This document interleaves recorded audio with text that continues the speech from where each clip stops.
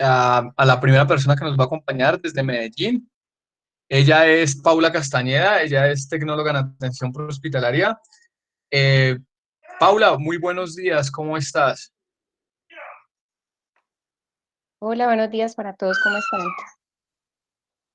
Muy bien, muchísimas gracias por regalarnos de tu tiempo y de tu experiencia. ¿Ya cuántos años llevas haciendo atención prehospitalaria?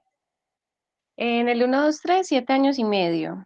Pero trabajé también en referencia y contrarreferencia de la clínica CES durante 3 años. Pues 7 años y medio es casi todo lo que lleva el crew, ya en 8 años, ¿no? Ya un poquito más de 8. Yo entré prácticamente, sí, unos mesecitos después de que inició. Vale, bien. Pues te cuento que el 123 aquí en Bogotá sí lleva 26 años, pero pues desde los inicios empezó como con 4 ambulancias. Hoy en día tiene 86 ambulancias y de esas más o menos el 20% son tripuladas por tecnólogos en atención hospitalaria. De esos que tripulan las ambulancias del 123, hoy nos va a acompañar una persona que no la veo conectada aquí en el chat, pero que está intentando resolver los problemas para ingresar. Entonces, Paula, nos vas a traer un caso clínico que está muy interesante y esperamos que los estudiantes se puedan integrar al igual. Recuerden que la metodología es que les vamos a ir preguntando y las personas que por algún motivo no puedan contestar, no se preocupen, yo los saco para que ustedes solucionen sus problemas tal vez de audio, de micrófono y pueden volver a ingresar en cualquier momento, yo los voy a admitir, no se preocupen por eso. Y de esa forma vamos a ir como interactuando con este caso clínico para que ustedes ejerciten el pensamiento crítico y la toma de decisiones basados en las pautas que se les ha dado en la clase y en el tema del cual estamos hablando, que son las complicaciones del parto prehospitalario. Entonces, Paula, todos tuyos. Chicos, muy buenos días para todos. Bueno, les voy a presentar un caso clínico que fue hace aproximadamente, van a ser 4 años de él. Me pareció pues como importante, es también muy interesante en la práctica, ya que es un desafío también en cuestión de algunos conocimientos que ustedes van a ir adquiriendo y obviamente son situaciones muy reales que nos puede pasar a cualquiera. Entonces vamos a iniciar. Vamos a iniciar entonces con la parte de unos datos personales de la paciente,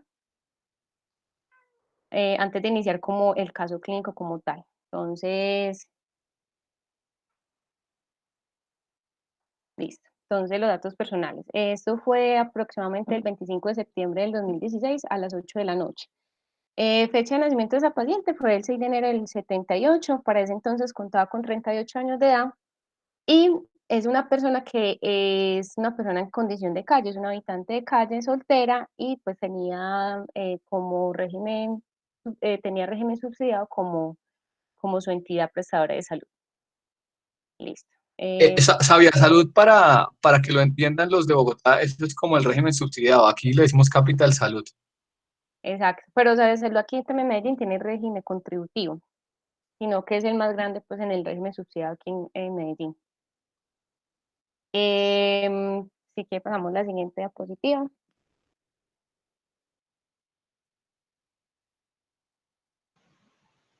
Bueno, les puse acá pues es una paciente con antecedentes personales, ella negaba antecedentes patológicos, quirúrgico tuvo una apendicectomía, refería alergia a la dipirona, decía que se tenía ras cutáneo cuando le han puesto la dipirona, no toma ningún tipo de medicamentos, pero una paciente consumidora de bazucos, alcohol, marihuana desde hace 20 años, desde los 20 años de edad, perdón, tiempo en el cual ha estado varias veces en rehabilitación con recaídas y hace varios años pues sin ningún tipo de vinculación familiar y se encuentra en condición de calle. No refería a ningún antecedente familiar, tenía unos antecedentes ginecobstétricos muy importantes. Ella dice que la fecha de la última menstruación fue en diciembre del 2015, no tenía, se desconocía pues como una fecha exacta, decía pues que era de ciclos irregulares, no sabía cuándo le venía el periodo, cuánto tiempo le duraba, obviamente era muy difícil la comunicación con esta paciente. Refería que con el embarazo actual que tenía era 8 embarazos, había tenido 3 abortos y 4 partos, cuatro partos sin ninguna cesárea. Y no teníamos más información. Yo quería preguntarte una cosa. Cuando les dieron la información de despacho, ¿les dijeron que la paciente se encontraba en trabajo de parto o tal vez un dolor abdominal o similar? No, el despacho era un habitante de calle en posible trabajo de parto, ya que la comunidad pues misma estaba diciendo que ella estaba embarazada y que estaba pues como con el dolor típico del trabajo de parto. Entonces ese fue como el despacho. Vale, es posible que en Medellín no suceda el fenómeno que sucede acá en Bogotá y son las bajas temperaturas, más que todo en horas de la madrugada, y tenemos una parte que da hacia los cerros orientales y bien arriba, en donde el frío es todavía se siente más fuerte que estando aquí en una parte llana. Entonces yo les ponía ahí en el flujograma de resumen que cuando salieran al despacho empezaran por calentar la ambulancia. Y aclaré algo que también les había dicho a Mauri en la clase anterior, que un neonato caliente es un neonato bien reanimado. Y eso básicamente consiste porque el niño va a necesitar activar mecanismos para termorregulación y los cuales gastan energía. Y si el niño ya tiene otras comorbilidades o otros problemas, pues eso lo va a acercar más a la muerte. Entonces, lo que nosotros le podamos ayudar al niño con temperatura juega un papel muy importante. Y tal vez ese problema no lo tengan ustedes porque inclusive ustedes utilizan ese aire acondicionado, o sea, ustedes van para el otro lado, el habitáculo se calienta mucho, me imagino. En las horas de la madrugada sí la temperatura cae bastante y sobre todo depende de los lugares donde vamos a hacer, nos hacen el despacho, si vamos vía Santa Elena, San Cristóbal, o sea, cuando son partes muy periféricas de la ciudad y ya están más alejándose de lo que es la parte del valle como tal, pues ya sí se siente bastante frío. ¿Y las ambulancias de ustedes solo tienen aire acondicionado o tienen calefacción? No, no aire acondicionado. Ah, vale. Aquí en Bogotá, muchas de las ambulancias, pues es que hay diferentes, hay como 6 marcas diferentes de ambulancias y algunas de esas tienen calefacción, no todas. Pero yo les escribía que otra forma que les puede ayudar mucho es prender todas las luces en la ambulancia. Casi todas generan calor y que mientras que el habitáculo esté cerrado, pues ahí va a permanecer la temperatura y nos va a ayudar bastante. Entonces, continúa la siguiente diapositiva. Sí, por favor.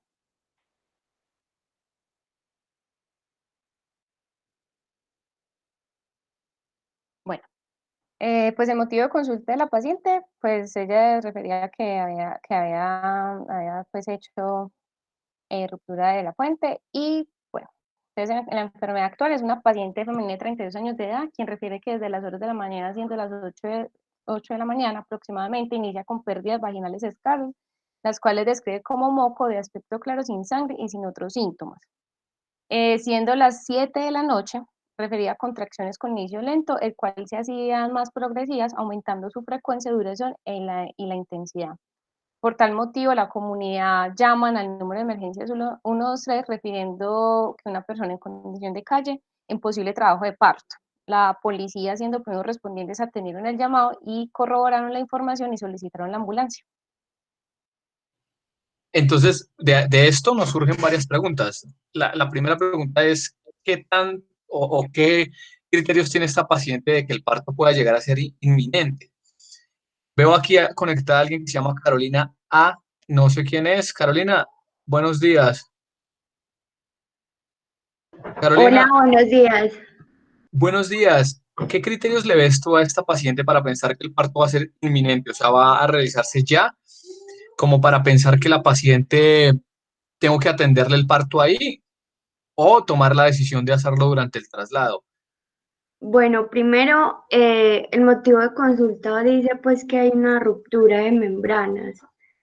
Entonces sería como factible primero como realizar un examen físico donde incluya pues la inspección, donde a simple vista pues tenga como algún criterio.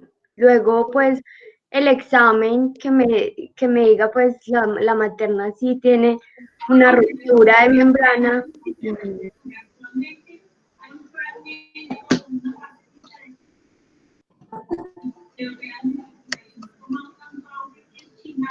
Vale, vale, gracias. Permitamos a ver si alguien tal vez Vamos nos a ver, complementa la la, respuesta. la respuesta. Por aquí, Estefanía Flores, buenos días. Tienes abierto tu micrófono, Estefanía. Permitámosle Buenos a días, Cristian Camilo García. Buenos días, ¿quién nos habla? ¿Laura? Laura. Hola Laura, buenos días. Laurita, ¿qué criterios te suenan que pueda llegar a tener esta paciente que nos indique que el parto va a ser inminente? No, quizás complementando lo de Caro, eh, es que ya la paciente pues está en una fase latente, ya pues pasó por la latente porque pues según el motivo de consulta y la enfermedad actual como que ya expulsó el tapón mucoso, entonces ya empezaría también con la fase activa que es el rompimiento de membranas, entonces va a evolucionar de manera más rápida, además de los pues como los antecedentes ginecobstétricos que tiene. Sí, o sea, hacer multípara, eso va a hacer que ese trabajo de parto sea más rápido, si es lo que quieres decir. Cuando yo estoy hablando de parto Sí, inminente, es sinónimo de decir parto expulsivo o fase expulsiva. Lo digo porque tal vez puede causarle confusión a alguien. Entonces, igual pues muy allá como bien. mirarle si hay coronamiento, pues lo que sea caro, hacer ya como un examen físico, como ya, pues según lo que ella refiere, pasó esas dos primeras etapas, es como mirar ya un examen físico para mirar si hay coronamiento, si hay ahumamiento del periné y Muy todo eso bien. para saber si ya es momento. Oye, Laura, muchísimas gracias por complementarnos. Yo les he enseñado que a través de la inspección del área genital, no vamos a inspeccionar el área genital a todas las pacientes maternas, pero sí a las que cumplan o a las que queramos descartar que el parto esté en una fase expulsiva, que eso no son todas. Pero aquí nos está diciendo la colega Paula que esta paciente han aumentado las contracciones en frecuencia y en intensidad, por el motivo por el cual llamaron. Entonces, eso nos habla, aparte de la expulsión del tapón mucoso y de la ruptura de membranas, entonces sí es importante en este caso inspeccionar el área genital. Paula, ¿quieres que pasemos a la siguiente diapositiva o nos quieres contar qué sucedió en ese caso? No, la siguiente, porfa, Germán.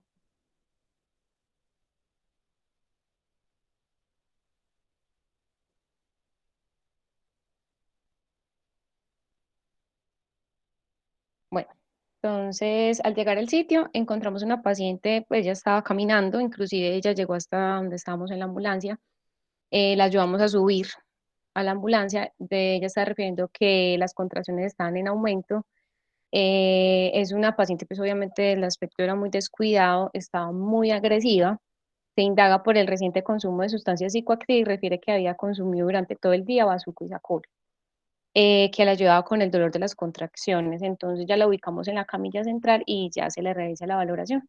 Ya aquí en adelante, ya ustedes empiezan a determinar qué tipo de valoración van a hacer o qué es lo que harían primero, qué están sospechando, con la información que tengo en este momento. Inclusive esa la información todo el tiempo. O sea, no hay muchos datos sobre esta paciente. Era muy difícil, como esa parte del interrogatorio, era muy difícil, pues, como acceder a ella porque estaba, pues, vamos a decirlo así, de esta manera, sí, estaba drogada, estaba, y pues realmente la colaboración era muy poca con todo lo que nosotros requerimos como para hacer una evaluación mucho más precisa y más enfocada, pero con ella era muy complicado. Entonces, con la información que tienen hasta acá, pues ya con ayuda de Germán, pues ustedes mirarán qué decisiones van tomando o qué acciones van haciendo. Vale, aunque hay cosas ahí que nos están ayudando y es que la paciente está caminando hacia la ambulancia, entonces nos va a quedar más fácil tomar la decisión. Te pregunta Cristian Camilo García Fajardo que qué es SACOL. El Sacol es como un pegante que utilizan mucho pues cuando están haciendo o arreglando zapatos, cosas así. Es un pegante muy fuerte. Lo que pasa es que como ellos lo Ah, inhalan, lo eso es echan en, no sé boxer. cómo le dicen en Bogotá. Boxer, pues ese Ah, es el bueno. nombre. Ah, bueno, pues aquí es el Sacol. Igual ellos lo Aquí refieren llamamos, así. aquí llamamos las cosas por el nombre. Las Ah, escaleras son bueno. escaleras, Ah, no bueno, son no. escalas. Entonces ellos compran esto, lo echan en una bolsita y así pues como ellos inhalan todo el día el pegante. Ah, no, sí, aquí inclusive tienen la versión más innovadora que es manos libres. Te lo ponen, cogen una bolsa que tenga orejas y se lo pasan a través de las orejas como ponerse un tapabocas y van inhalando al tiempo que van jalando la carreta o haciendo otras actividades. No, está. Y esa es la versión manos libres, pero no, ya sabemos de qué nos estás hablando. Voy a preguntarles ahora, ¿qué predictores tiene esta paciente de que este parto va a ser complicado? Pues habrán algunas que resaltan más que otras, pero vamos a intentar responder la mayor cantidad. Diana Marcela León, dime al menos una. Se prepara Geraldine. Diana, Marcela, León. Geraldine, ¿te acuerdas de alguna? Geraldine,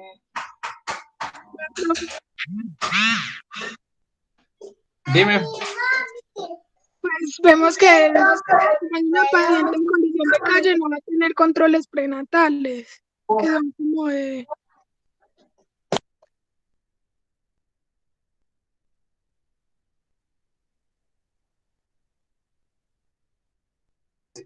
Muy bien, muchas gracias. La ausencia de controles prenatales habla también de un descuido por parte de la mamá y pues en este caso sí es evidente.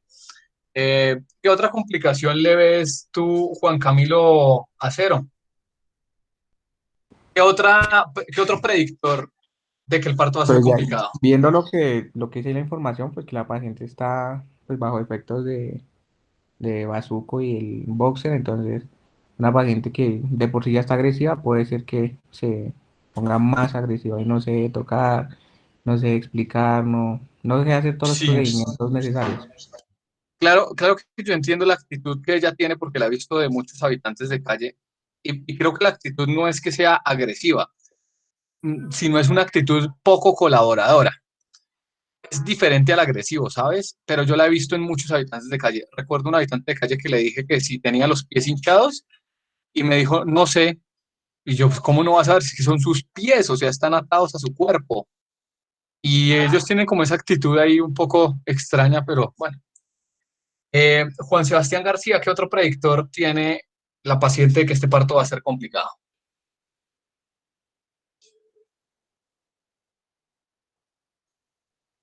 Juan Sebastián García. Profe, otra de las posibles complicaciones que puede tener esta paciente es que tiene historial de cesárea. Sí. Mm, sí, Ah, sí no, tiene cesárea cesárea. no. Cesárea no, no. Ah, No, No, no, o perdón. sea, Han tenía sido 8 partos vaginales. no, exacto, y con 3 abortos, cesárea no, inclusive tampoco tenía como cicatriz, yo también como traté de buscar eso porque la información que ella daba, pues no sabíamos qué tan certera era, porque uno le Bien, preguntaba por los hijos y ella decía que algunos había dejado con la familia, otros con los papás y ya, no respondía mucho, la verdad, pero la gente que la conocía sí decían que ella había estado embarazada muchas veces. bien. De Y pronto por ese mismo lado el antecedente de abortos, ¿o qué? Podría ser algo que nos sí, indique que puede complicarse. tienes toda la razón, Miguel Ángel, porque los historiales ginecobstétricos tienden a repetirse, esa es la tendencia. Entonces, todos los pacientes o todas las mujeres que estuvieron embarazadas, o mejor, que están embarazadas actualmente, pero tuvieron un aborto anterior a ese parto, se le considera de alto riesgo y lo van a notar cuando tengan un poco más de experiencia o tal vez durante las cátedras que ya hayan recibido de las ginecólogas. Laurita Restrepo, ¿qué otro predictor puede tener esta paciente de que el parto va a ser complicado? no sé, pues quizá que como ya estamos diciendo, es una paciente poco colaboradora, no tenemos certeza como o claridad de sus antecedentes, pues convulsiones o y tiene diabetes gestacional y esas cosas que pueden hacer que sea complicado, pero como no sabemos, ¿por qué no colabora? Paula, ¿tú alcanzaste a preguntarle si tenía VIH? De todo, pero ella no, era, como te digo, muy poco colaboradora y también se tornaba muy grosera. Pues tiene, o sea, con toda esa multiparidad y con esa con ese No, y el contexto. hecho que no sabía ni siquiera quién eran los papás de los niños y todo, lo más seguro que algo tiene que surgir de todo eso. Sí, entonces yo quería preguntarle a Luisa Fernanda Jiménez, Luisa, ¿cuál es el problema con que la paciente tenga o no tenga VIH para la atención del parto aquí o en otro lado, Luisa? Pues, profe, como usted dice en el video, digamos, al momento del parto, el bebé, por la, o sea, por la salida del bebé, el líquido amniótico, cuando, digamos, no se sabe si la mamá tiene VIH y se da el bebé a amamantar, pues también sería una complicación para que el bebé, pues, tenga la enfermedad igual que la madre, o sea, Bueno, pues, sí, sí, tienes razón. O sea, si yo le doy de lactar a un niño con que la mamá tiene VIH, entonces sí, es una fuente es un vector de contagio. Profe, y Pero también que no se podría hacer el parto vaginal, sino que tendría que ser una cesárea de emergencia, necesario, exacto. ¿por qué? Pues sí se ¿Por sabe. qué? porque corre el riesgo de que el bebé se infecte de VIH. ¿Y por qué? O sea, ¿cómo se va a infectar un niño de VIH al nacer por parto vaginal?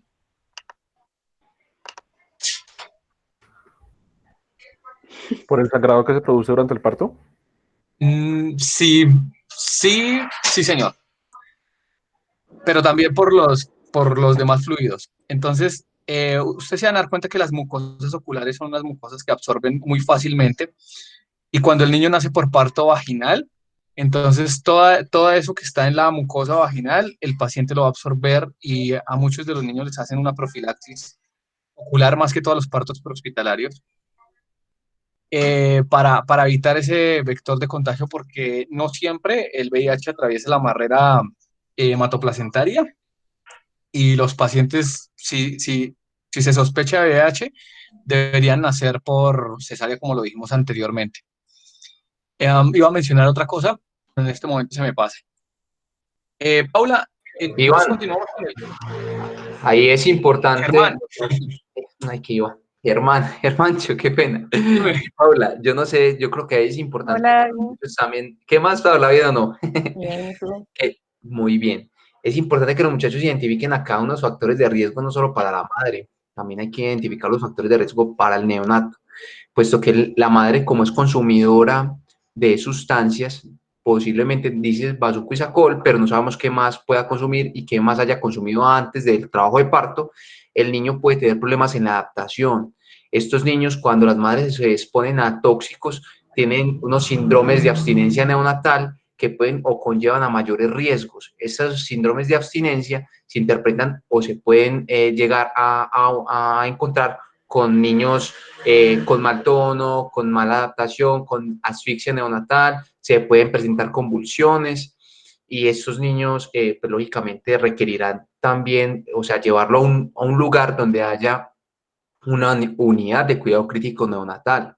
Seguramente, además, pues como es consumidora de sustancias, el niño puede tener una restricción de crecimiento intrauterino, puede tener signos, aunque no se menciona nada más la liberación del tapón, pero podemos tener signos de estado fetal no tranquilizante, lo que llamaban o llamaban antes lo de sufrimiento fetal. ¿Cierto? Entonces yo creo que hay unas condiciones también para el neonato que van a condicionar mucho lo del trabajo de parto, sin hablar además de lo que estaban tocando hace un momento, lo de la infección por algunos microorganismos. O sea, estaban hablando del VIH, ¿cierto? Pero también hay otros microorganismos de importancia como los bacterianos. Recuerden que las mujeres entre la edad gestacional 36 y 37 deben someterse a un test, que es el test para el estreptococo beta hemolítico, que es una bacteria que explica la mayoría de infecciones neonatales en las primeras semanas postparto y que en los bebés pues se va a interpretar como una sepsis neonatal temprana y que entonces eso también va a condicionar mucho más. Las madres que que no han tenido este test y que tienen condiciones como habitantes de calle o tienen condiciones pues que uno puede sospechar, requieren pues, tener ese parto idealmente en una central de ginecobstetricia para que se le puedan dar 4 horas mínimamente, 4 horas antes, una dosis de antibiótico para prevenir tanto efectos sobre el bebé como efectos sobre la madre, porque es que esta infección es por estreptococo, también puede producirme una infección de endometriosis y demás, y complicar también la condición de la madre. Entonces yo creo que hay que pensar en la mamá, pero también que ese bebé al nacer va a necesitar unos cuidados. Por ejemplo, un Apgar en él no va a ser un Apgar de 7 al iniciar, posiblemente tendremos un Apgar un poco más bajo. Si aplicamos la escala del bebé vigoroso, en ese bebé no vamos a tener un bebé vigoroso, vamos a tener un bebé que va a estar antes, por el contrario, más deprimido. Entonces, yo creo que eso van a ser condiciones que tenemos que valorar antes o previamente vamos a atender el trabajo de parto. Eso sería como un aporte. David, muchísimas gracias. Te nos adelantaste como 2 diapositivas, pero este caso resulta ser muy interesante precisamente porque hay algunas condiciones que no tuvimos, que no se encuentran dentro del resumen que yo les dejé, de los predictores de los predictores de un parto que sea complicado. Y lo que tú acabas de decir es completamente importante. Este caso resalta eso, y el caso que viene a continuación de este también resalta otras particularidades. Yo les contaba a las colegas que hoy nos van a acompañar que el espacio en la diapositiva, si ustedes ven esa diapositiva, la última quedó muy cargada de información, tiene mucha información. Y a pesar de que tiene mucha información, no pude poner todos los que yo considero que pueden ser predictores de parto complicado, y por eso me parece que esta clase complementa. Claro, lo que ustedes acaban de decir es muy importante. Y complementamos con lo que dice David. Paula, pasamos entonces a la siguiente diapositiva. Sí, por favor.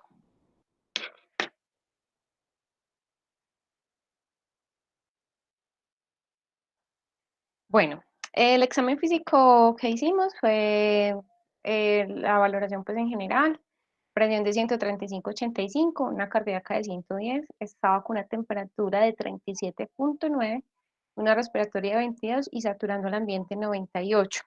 La impresión general de la paciente en regular estado general, ansiosa, en aparente estado de consumo de sustancias psicoactivas, poco colaboradora con el interrogatorio y aparente estado de nutrición. Se veía, pues yo les voy a hacer una observación con este caso. Pues el abdomen realmente no era un embarazo como de, aparentemente no se veía como un embarazo a término, ¿cierto? Se veía muy pequeñita esa barriguita. Entonces, era de las cosas que más nerviosas de pronto nos ponía tanto a mi compañera como a mí. En ese momento estaba pues con una compañera PH, como yo le contaba a Germán, yo tripulé demasiado tiempo, fue con mujeres, éramos mujeres siempre las que tripulamos. Entonces, mientras yo hacía tomando signos vitales, mi otra compañera ya estaba canalizando una vena, entonces trabajamos muy bien en equipo. No sé, de pronto, ya mirando aquí estos signos vitales, haciéndolo como por estas partes, ¿qué piensan ustedes con esos signos vitales? ¿Ven algo que esté alterado? ¿Qué impresión tiene con lo que yo les dije, la impresión general de la paciente y estos signos vitales? ¿Qué les llama la atención? Permíteme, yo le dirigimos esta pregunta aquí a María Paulina Bon. Hola, profe. Buenos días. Buenos días. Yo digo que la presión arterial está un poquito alta y como no tenemos controles prenatales, nos podría indicar pues que ella puede tener preeclampsia o eclampsia, algo que no estamos seguras si tiene o no sé. Muchas gracias. Me parece muy válido tu aporte. María Elena Serna López, buenos días. Buenos días. ¿Qué te llama la atención de los signos vitales y del examen físico?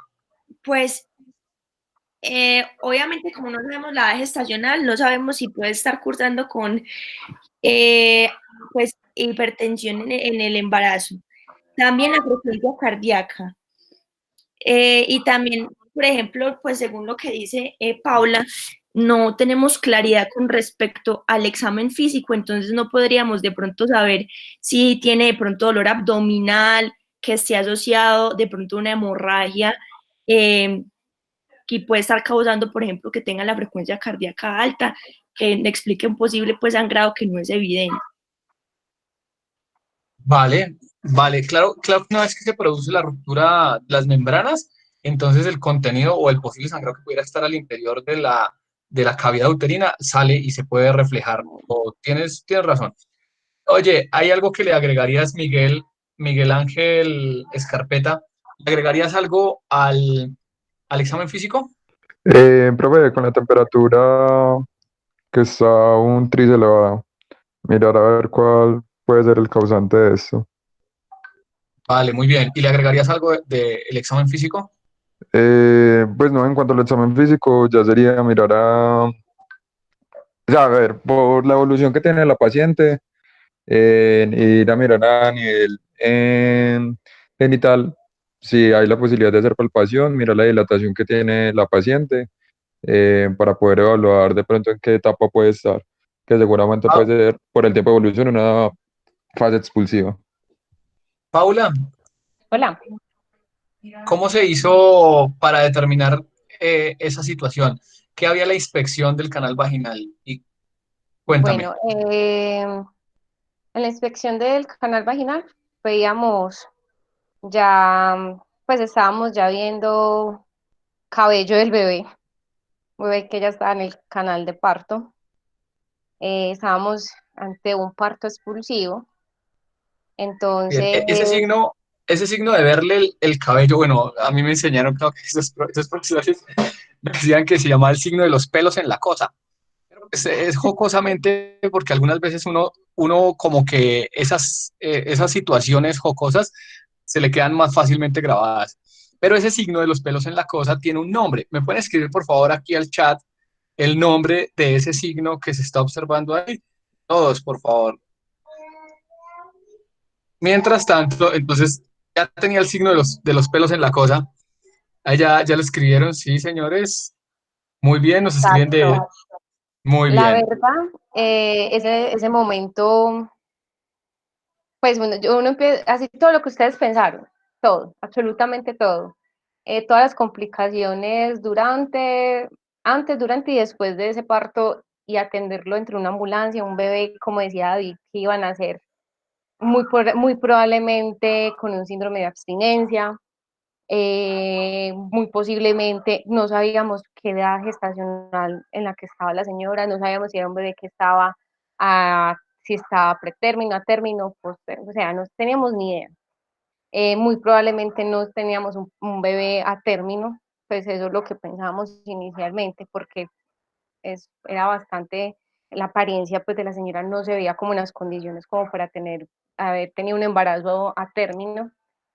De verdad que son de las situaciones más complicadas que hemos tenido.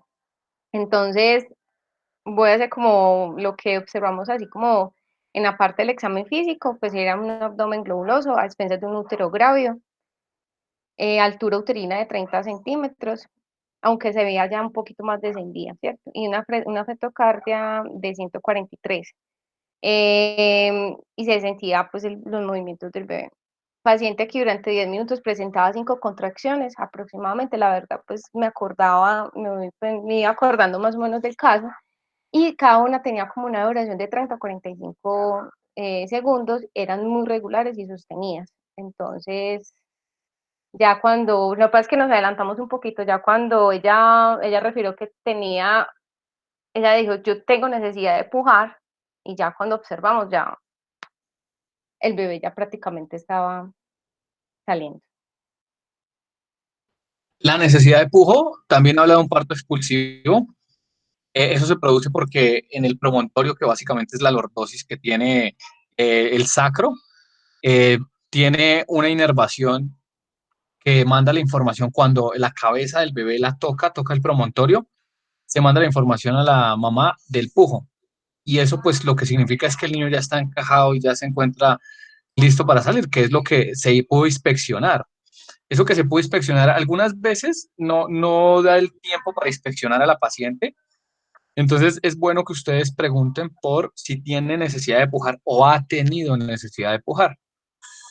Y muchas veces cuando son primigestantes no conocen el pujo como una sensación refleja y se siente igual que las ganas de hacer deposición, para que también lo puedan preguntar de las dos formas. Vamos a pasar a la toma de decisiones.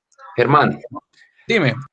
no sé si podamos sumarle ahí un poquito en cuanto a la valoración del útero grávido. siempre que se tengan o tengan una paciente en trabajo de parto real, que lo que tienen ahí es un trabajo de parto real, o sea, tienen 5 contracciones con muy buena duración y en los 10 minutos, siempre evalúen el tono. A pesar de no tener un monitor cómo monitorizar realmente ese trabajo de parto, porque no lo tenemos en ambulancia, yo creo que la parte del tono la podemos evaluar. Con la mamá El tono, recuerden que la hipertonicidad tampoco nos conviene, o sea, tener un tono mantenido durante un largo periodo produce estrés al feto, ¿cierto? Entonces, una buena forma de hacerlo es, si hay un buen tono, es como si usted se estuviera estripando la frente. O sea, si usted se estripa la frente, eso es un buen tono. Estrípese la frente, eso es un buen tono.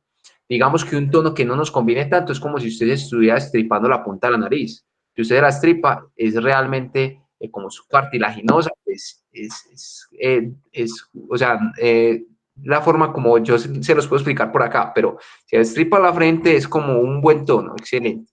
La nariz, la punta de nariz sería como un tono no tan bueno, y si se estripan o aprietan el lóbulo de la oreja, sería un muy mal tono.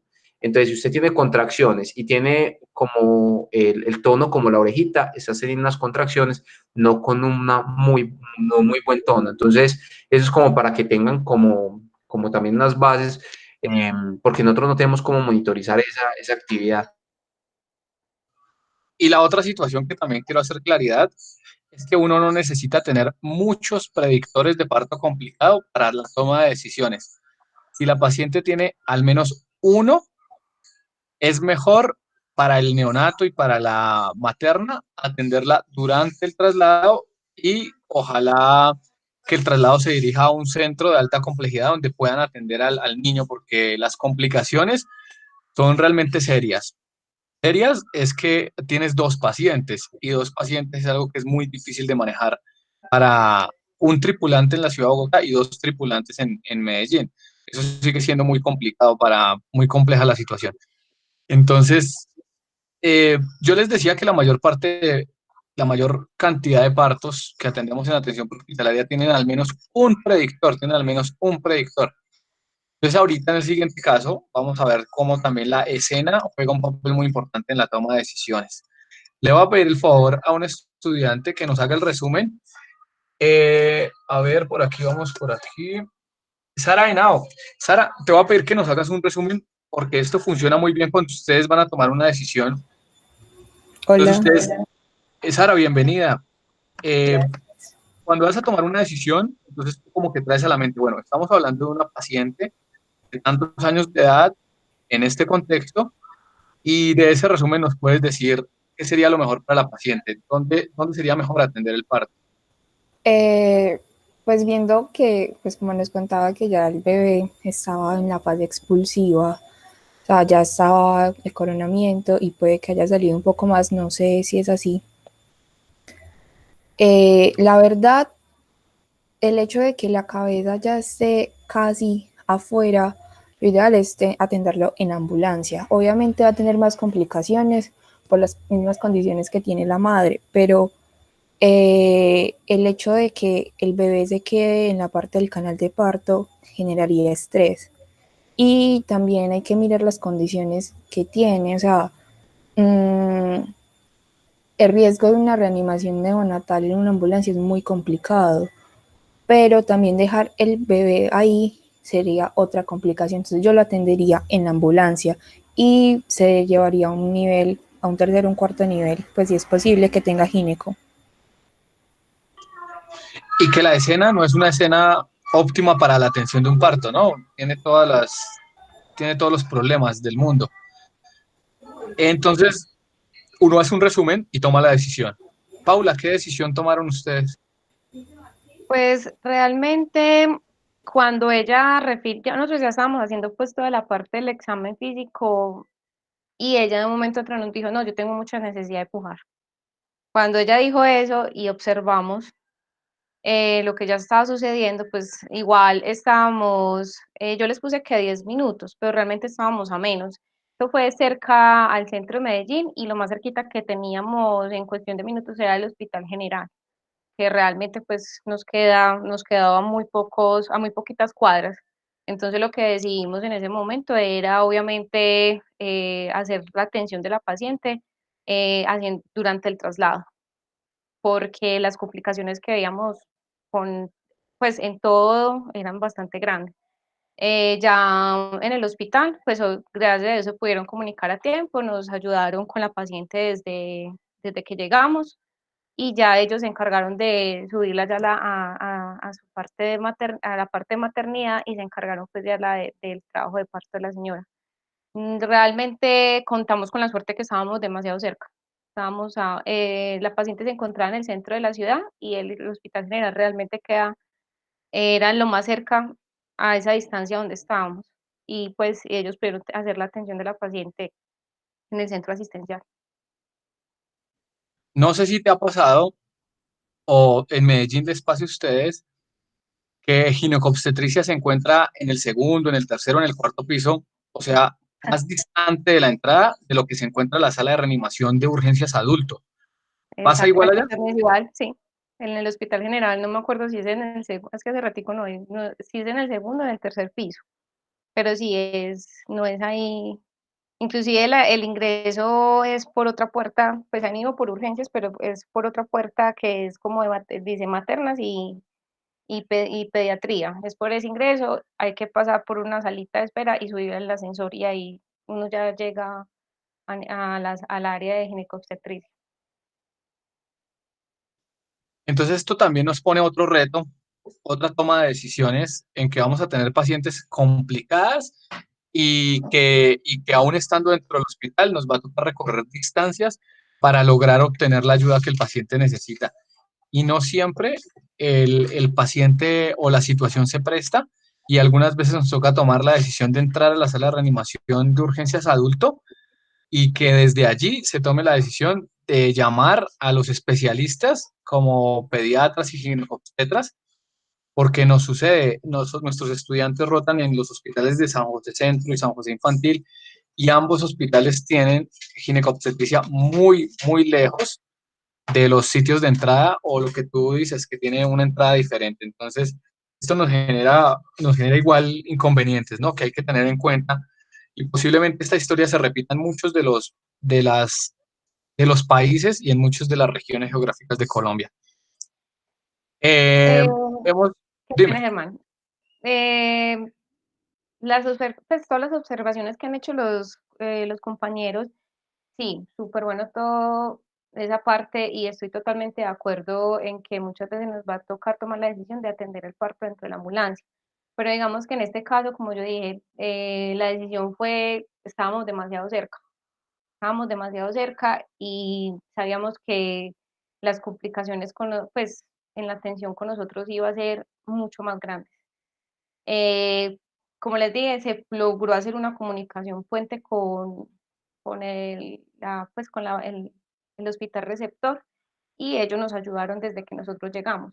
Y ellos también tomaron la decisión, tomaron la decisión, ya ellos decían si algo, pues se va atendiendo acá o si no, alcanzamos a llevarla al sitio donde ellos atienden todas las partes, todo lo de ginecobstetricia. Pues como la finalización del caso, la paciente tuvo el bebé pues nació con signos de síndrome de abstinencia, tuvieron que hacer la atención pues al bebé integral y no tengo más continuidad del caso, pero ambos pues se le hizo la atención completa sin ninguna otra complicación.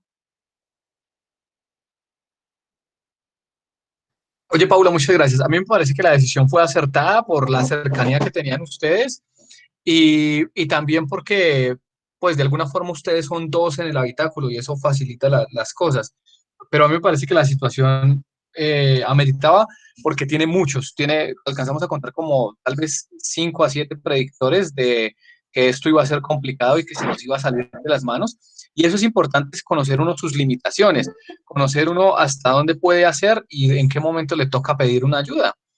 Y claramente este caso iba a necesitar, y como ustedes vieron el desenlace del caso, necesitó de una ayuda especializada para la depresión del niño. que claro, nosotros podemos reanimarlo y tenemos varias cosas, pero iban a ser 2 pacientes igualmente complicados. No, igual nosotros dentro de la ambulancia que nosotros manejamos no tenemos realmente cómo hacer una atención de un neonato y no sabemos que este neonato realmente en qué edad gestacional llegaba. Entonces era bastante complicado, de verdad que fue una situación, una toma de decisión muy difícil, muy, muy difícil, pero creo que hasta ahora que lo analizo, creo que fue acertada. No teníamos más recursos. Yo tengo una pregunta. ¿Ustedes tienen BBMs neonatales en las ambulancias del No, 123 Medellín? no, neonatales no. Pediátricos y neonatales. Porque no es un requisito de habilitación. Exacto. Realmente no es un requisito de habilitación. En algunas ambulancias del 123 en Bogotá lo tenemos, pero no porque sea un requisito, sino porque de alguna forma llegó ahí y no, pues obviamente no se utiliza mucho. Algunas tienen los 3 BBMs, neonatal, pediátrico y adulto, pero el requisito de habilitación dice adulto y pediátrico, como si nunca tuviéramos que reanimar un neonato, lo cual es falso. Nosotros, pues en las ambulancias cuenta con el equipo de parto, con las cánulas de Guedel, desde las más pequeñitas para la atención, pues como del neonato para la permeabilidad de la vía aérea y la pera de succión. O sea, desde ahí en adelante, bueno, y las mantas térmicas de ahí en adelante, no tenemos, digamos, más implementos para hacer de pronto una reanimación neonatal. Y esa es la realidad de muchos de los sitios en Colombia en donde hacemos atención prehospitalaria. Y eso nos genera un reto adicional y es que tenemos que generar con nuevo conocimiento, o sea, investigación, generar nuevo conocimiento de qué tantos partos se atienden en prehospitalaria, qué tantos partos son complicados y qué tantos partos requieren la reanimación neonatal para poder justificar la compra de un dispositivo como este, que la verdad estamos hablando de no mucha plata, o sea, este bebé me podría valer 50.000, pongamos que vale 100.000 pesos. Al igual, eso no es un dispositivo tan exageradamente caro como para que lo tengamos en todas las ambulancias, por lo menos en los servicios de atención prehospitalaria. Entonces, esa es nuestra tarea para todos los que estamos aquí, docentes, egresados, para todos es una tarea o es un reto que nos tenemos que poner en pro de los pacientes. Paula, yo te agradezco muchísimo. Este caso es bien interesante en la toma de decisiones, que es lo que queremos ejercitar en los estudiantes. Cuando necesiten tomar una decisión, les puede llegar a ser fácil de utilidad lo que les acabo de decir, que es que hagan como un resumen del caso en su mente y digan, es que estamos hablando de una paciente en estas y en estas condiciones. Claro, lo que hay que hacer es esto, porque los datos van surgiendo de un momento a otro, no todos en el orden en el que uno los quisiera o en el orden que se enseña en la universidad, no siempre pasa de esa forma. Y algunas veces llegan datos que son necesarios o eficientes para la toma de decisiones, como por ejemplo el coronamiento. Eso es una situación bien, bien difícil. Germán, una Sí, observación. Paula. Y también pones en el trabajo, en este mismo caso, si no estuvieran tan cerca del centro asistencial. Como lo expresó ahorita una de las compañeras, que se haría la atención del parto, entonces pensar en todas las complicaciones que vienen de un bebé que desconocemos totalmente cómo va a llegar y las complicaciones a futuro que va a tener. También ponerse como en las dos situaciones, tanto estando muy cerca de un centro asistencial, pues les conté que nos pasó a nosotros, y estando muy lejos, estando más de media hora, no sé, los tiempos que ustedes consideren que pueden ser muy prolongados y que podrían tener que hacer una atención. Y eso nos habla también de unas situaciones geográficas diferentes que existen en Medellín y que existen aquí en Bogotá. Y eso nos abre paso para el siguiente caso clínico, que es un caso bien interesante también en la toma de decisiones, de la cual quiero darle la bienvenida a Camila Galeano, quien tripula las ambulancias del 123 aquí en Bogotá. Camila, buenos días. ¿Ya nos puedes hablar? Hola, buenos días. No sé si me escuchan. Te escuchamos perfectamente.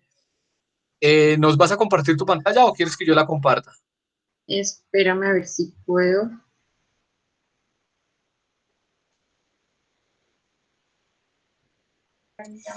Yo he hablado con muchos colegas que trabajan en el 123 de Medellín y ellos me dicen que los tiempos son relativamente cortos, casi ninguno excede los 30 minutos.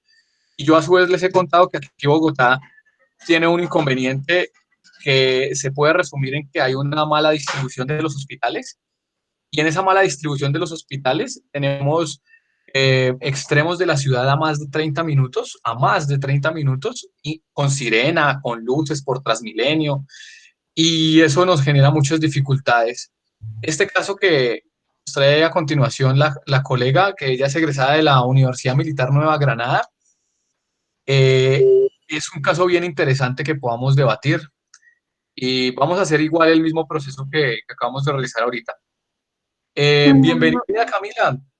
Gracias. El número de tu No ambulancia. sé si podrías, por favor, tú compartirla, porque no sé si me reproduzca acá el No, audio. sabes que sí la estamos viendo. Ah, no, con el audio sí vamos a tener un poquito de inconveniente. No te mencioné, Sí. pero el audio sí nos genera problema. Sí, entonces si me puedes hacer el favor y me la puedes compartir en el tuyo, please. No, da igual que la ponga en el mío o en el tuyo, el audio nos va a generar igual problemas. Entonces tú nos dices, ponla tú y nos dices qué más o menos se expresa el audio y lo interpretamos, ¿vale? Dame un segundo. Ahorita que la pusiste en pantalla completa, nosotros la estábamos viendo excelente, la estábamos viendo toda.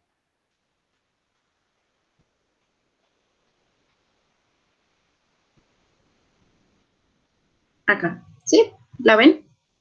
Ya cargó, sí, ya se ve en pantalla completa. Bueno, buenos días. Mi nombre es Camila Galeano. Yo soy egresada de la militar. Hace más o menos un añito larguito trabajo con el 123. Actualmente tripulo la ambulancia 5117. Estoy en el turno de la noche. Veo varios nombres conocidos. He tenido la oportunidad de tripular con algunos de los estudiantes cuando podían hacer pues las prácticas. Veo algunos nombres como conocidos. Bueno, entonces, inicialmente quería pues digamos que con este título quería mostrarles algo, y es que no sé si en Medellín les pase, pero en Bogotá nos pasa mucho, y es que el despacho, cuando no sabe qué es, dice paciente para valorar, ¿sí? Ese paciente para valorar puede ser cualquier cosa. En el caso de nosotros nos dijeron es una materna para valorar. Entonces, tenemos que pensar que es un paciente que puede estar pasando desde un episodio emético hasta un trabajo de parto, hasta un trauma. Pues realmente es muy difícil predecir lo que realmente está pasando. Y eso realmente es un problema porque pues no sabemos cómo prepararnos ni nada de eso. Este es un casito que me ocurrió el 30 de abril de este año. La información del despacho eran más o menos las 2:18 de la mañana. La información fue kilómetro 5, vía La Calera, La Capilla, Puente de Metal de San Luis. Nosotros hacemos base en la clínica Fray Bartolomé. Digamos que para las personas que no conocen Bogotá, estábamos bastante retirados, y adicional a eso la información del despacho era muy, ¿cómo decirlo?, muy pobre. O sea, realmente encontrar la dirección iba a ser muy poco para las personas que digamos, los de Medellín es más o menos, haz de cuenta, como en Las Palmas, algo así. O sea, que no es algo como muy específico, que puede ser en cualquier lado. O sea, busque un puente de metal de aquí hacia La Calera, literal, era la información que teníamos. Nosotros iniciamos desde la clínica Fray Bartolomé, llegamos a las 2:43 de la mañana, nos demoramos en desplazamiento 25 minutos. A esa hora, contando pues obviamente de que no hay tráfico, entonces hablábamos de que sí estábamos bastante lejos. Se le informa de igual forma a la central, se le dice que pues que iniciamos desde un lugar muy lejano, y ellos refieren que sí, que efectivamente ese es el problema porque no tienen móviles más cercanos. Bueno, les presento, esta es mi hermosa 5117. Este es el vehículo en el que nosotros estábamos haciendo turno ese día. Como les comentaba, ¿qué era lo que me preocupaba en ese momento? Teníamos la dirección sin nomenclatura, era muy difícil llegar al lugar. Un lugar de difícil acceso, porque los que conocen la vía La Calera, no es solamente la carretera, podemos pensar en que es alguna finca, en que es alguna casa alejada de la carretera, y pues son casas, son caminos bastante engorrosos para vehículos tan grandes como este. ¿Qué otra cosa me preocupaba? El trabajo en equipo. Nosotros en Bogotá tenemos un problema muy grande, y es que nuestros equipos están formados, pues solamente somos 2 personas, y en mi caso, en mi vehículo, esa noche tenía un compañero que acababa de entrar, no tenía ni idea de atención prehospitalaria, alguna vez había manejado un taxi y lo subieron a una ambulancia, literalmente. Entonces, eso me preocupaba muchísimo porque en el caso de que yo lo necesitara, obviamente nosotros tratamos de enseñarle las cosas del carro, de aprender a manejar el radio, ese tipo de cosas, pues para que nos colaboren, pero es muy difícil. No teníamos ningún otro tipo de información adicional, no sabíamos qué era lo que estaba pasando con la materna, sabíamos que era una materna para valorar, entonces posiblemente estaba en trabajo de parto, no sabíamos realmente lo que estaba pasando. Y otra cosa que nos preocupaba muchísimo era la cobertura del radio. Pues obviamente nosotros contamos con nuestros radios portátiles, pero tienen una cobertura muy mala, y pues aparte en el lugar donde era la atención, podía ser un lugar donde la señal estuviera bastante restringida.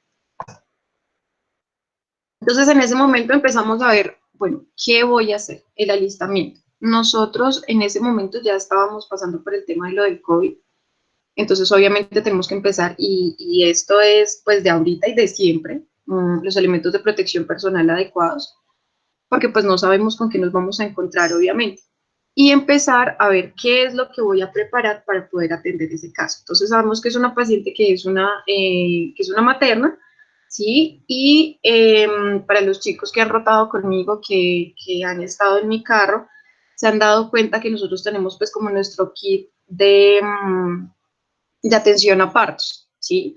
Donde tenemos ahí varias cositas, donde tenemos incluso pues la manta térmica, los clamps, las tijeritas, que son cositas que hemos ido nosotros como equipo, que hemos ido acoplando y que hemos ido comprando y que hemos ido llenando, pues que nos han hecho falta y que hemos utilizado, y pues lo tenemos todo como en una loncherita para facilitar un poco la atención. Discúlpame, yo le pregunto, Paula, en Medellín, ¿ustedes lo tienen como un kit o cómo lo tienen? Porque yo he revisado los requisitos de habilitación y en los requisitos de habilitación no aparece como un kit, sino aparecen los nombres como pinzas y no sé qué. Nosotros tenemos el equipo de parto, entonces todo está completico, todo lo que se necesita, los clamps, las pinzas, todo como el material. Y las cositas adicionales, pues que no es que tengamos, algunas ambulancias sí son muy organizaditas dependiendo como de los tripulantes, que tienen como su kit, pues, o sea, hacen como un maletín, pero prácticamente todas contamos con lo mismo. Vale, gracias. Parece ser que resulta más útil tenerlo como un maletín. Eso se los digo también como experiencia. Yo la verdad lo tenía en mi ambulancia, yo lo tenía en una bolsa plástica, pero era una bolsa versátil que yo podía meter dentro de un maletín y me funcionaba. Dale, Camila. Sí, entonces pues ya en ese momento nosotros pensamos, pues yo pensé en pues ir alistando la maletica. Lo que hablabas es muy cierto del tema de aclimatizar la ambulancia. La hora hacía un frío impresionante, entonces obviamente prendimos la calefacción y bueno, y iniciamos desplazamiento. Acá les tengo más o menos un mapita de lo que fue llegar a la escena. Yo estaba aquí, Clínica Fray Bartolomé, tenía que pasar todo esto para llegar a La Calera, que era el lugar de la atención supuestamente. Si nosotros vemos acá decía un promedio más o menos de 33 minutos, realmente nos demoramos muy poco, pues por el tema del tráfico, por el tema de la hora, por todo eso, nos demoramos casi que 10 minutos menos, pero el desplazamiento era bastante largo. Entonces, si ustedes se pueden dar cuenta, acá pues estamos en una parte como muy rural, y digamos que acá ya es donde empieza a ver la civilización, pues. Entonces, también el lugar estaba muy lejano de centros hospitalarios y ese tipo de cosas. Llegamos a la escena. ¿Cuáles eran los principales problemas en la escena? Nos demoramos más o menos 10 minutos en poder encontrar al paciente, al familiar del paciente y nos dimos cuenta que era porque él tenía que caminar aproximadamente 5 minutos para llegar al lugar de la carretera. No habían luces, el espacio era bastante reducido. Digamos que cuando ya logramos entrar a la casa, nos encontramos con que era una pareja, los dos eran profesores de biología, bueno, me enteré de toda la historia, los dos eran profesores de biología, ellos mismos habían fabricado su casa y la energía que tenían una pequeña planta de energía solar, entonces digamos que la iluminación era muy poca y el espacio era demasiado pequeño. Y adicional a eso que contábamos con muy pocas personas, es decir, en ese momento éramos él, o sea, el esposo de la paciente y yo, porque mi compañero en ese momento se tenía que quedar en el carro que quedaba a pues en la carretera como tal. No lo podía dejar solo y pues bajé sola con el radio, rezando para que tuviera buena señal. Pero En ese sitio, en ese lugar hay una banda que es muy conocida, entonces es un lugar peligroso. No se puede bajar el conductor de la ambulancia, tiene que ponerla en posición de salida mientras que uno va y busca al paciente. sí, claro, y eso obviamente nos complicaba todo, porque pues aparte de que, sí, o sea, si bien era cierto que mi compañero no tenía muchos conocimientos en atención hospitalaria, no me podía ayudar mucho, pero por lo menos podría hacer cosas que yo le fuera diciendo, pero pues en ese caso no podría utilizar ese recurso porque pues él debía quedarse dentro del carro. Entonces, ¿cuál fue nuestra primera impresión? Cuando yo llegué a la casa, como les comentaba, era una casa muy pequeña, se encontraba deambulando en la casa, bastante álgida, con aspecto agotado, y me doy cuenta que tenían un parto preparado en casa. Resulta que ellos tenían, como les comentaba, los dos eran profesores de biología, tenían como la idea de tener su parto hermoso pues en la casa, tenían una piscina de esas inflables, llena de agua, tenían velas, tenían frutas, tenían, bueno, una cantidad de cosas, porque ellos querían tener su parto en casa. Eso fue lo que yo pude ver a simple vista, pues veía una paciente de gran contextura. Para los que me conocen, yo soy pequeñita. Yo le daba más o menos como más abajito del hombro a esa chica. Veía una avanzada edad gestacional y sin aparente sangrado vaginal, porque pues ella se encontraba con un vestido pequeño, sin ropa interior, entonces veía que pues aparentemente no estaba sangrando. Fue lo primero que pude ver. Vale, entonces hagamos unas preguntas, hagámosle una anamnesis a la paciente. Devuélvete en esa diapositiva. Ah, mentiras, quédate en esa diapositiva, por favor. Camila, vamos a preguntarle a los estudiantes de la anamnesis qué le preguntarían para establecer si este parto va a tener alguna complicación. Ya sabemos que la escena está difícil, o sea, estamos en un lugar distante de cualquier hospital. Creo que estamos más cerca del Hospital de La Calera que de un hospital acá en Bogotá. Entonces, preguntémosle, voy a empezar de abajo. Valentina Mosquera. Valentina, ¿qué le preguntarías a esta paciente para determinar si el parto va a ser o no va a ser complicado? Anamnesis. ¿No te sirve el micrófono, Valentina? Sara Mejía. Hola, profe. Buenos días, Sara. ¿Ya te había preguntado algo o no? No. Sara, ¿qué le podrías preguntar a esta paciente para determinar si puede ser o no puede ser un parto complicado? Bueno, lo primero que yo le preguntaría sería si pues ha tenido controles prenatales. Camila. Sí, había tenido todos sus controles prenatales. De hecho, la paciente tenía programado el parto 2 semanas antes. Es decir, ella tenía su parto programado 2 semanas antes, era un embarazo de 42 semanas. Vale, Sara Henao, vayan anotando ahí. Sara Henao. Hola. ¿Qué más le preguntarías? Pregúntale a Camila como si ella fuera la paciente. Ok, pues se sabe que ya está post-término teniendo 42 semanas, antecedentes que ella sufrió en el embarazo como diabetes, al tema de la hipertensión gestacional. No tenía ningún tipo de antecedentes, ni ella ni durante el embarazo no tomaba ningún tipo de medicamento, ninguna enfermedad, ninguna cirugía, era primigestante. Sara Henao, hay que aclarar, Sara, que no es un postérmino. El término máximo son 42 semanas. Bueno, Está al límite, o sea, está al límite máximo de su edad gestacional. Claro, el feto puede nacer macrosómico, en eso tienes razón. Los a que eso pasan me las 40 refería. semanas. Vale. Sara Gutiérrez. Sara Gutiérrez, Hola. pregúntale a Camila como si ella fuera la paciente, algo que te ayude a predecir que esto se va a poner difícil o no. Em, pues, de pronto preguntar sobre contracciones, pues no sé si ya las empezó a tener, porque aparte de los antecedentes y de los controles, no me ocurre nada más. Pues ya sabemos que es primigestante, que no ha tenido pues cesárea ni nada. Sí, en este momento estaba teniendo contracciones.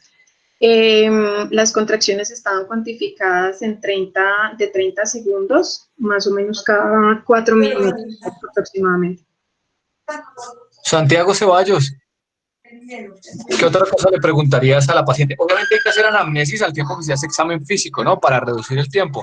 Pero aquí estamos haciéndolo en este orden. Santiago, dale. De pronto si la paciente durante los controles prenatales no le detectaron que tenía de pronto placenta previa o algún tipo de complicación. Nada, ninguna complicación, realmente ella fue muy juiciosa. Considero yo que hasta el momento en el que le dijeron, tiene la fecha programada del parto, y ella decidió muy inteligentemente decir, no, yo lo quiero tener en la casa hasta que pueda.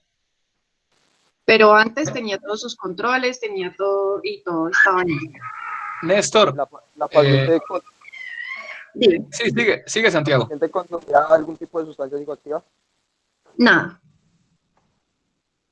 Porque la casa se observa muy hippie, ¿no? Sí, Uno y algunas de veces hecho, puede intuir.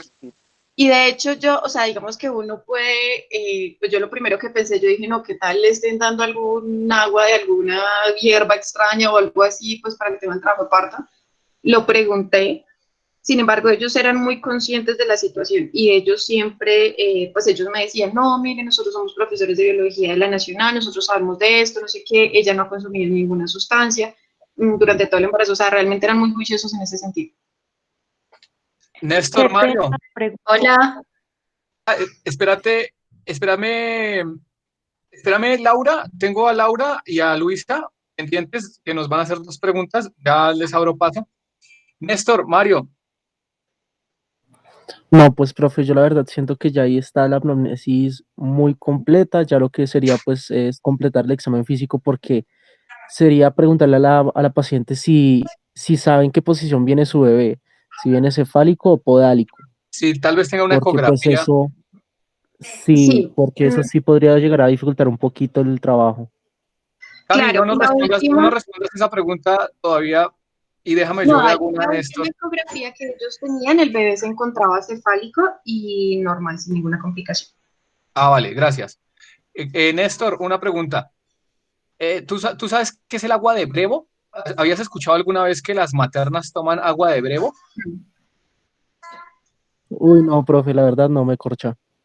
Vale, yo no hice mucho énfasis porque mi tema no era hemorragias post-parto, pero el agua de Brevo altera los factores de coagulación y lleva a sangrados post-parto.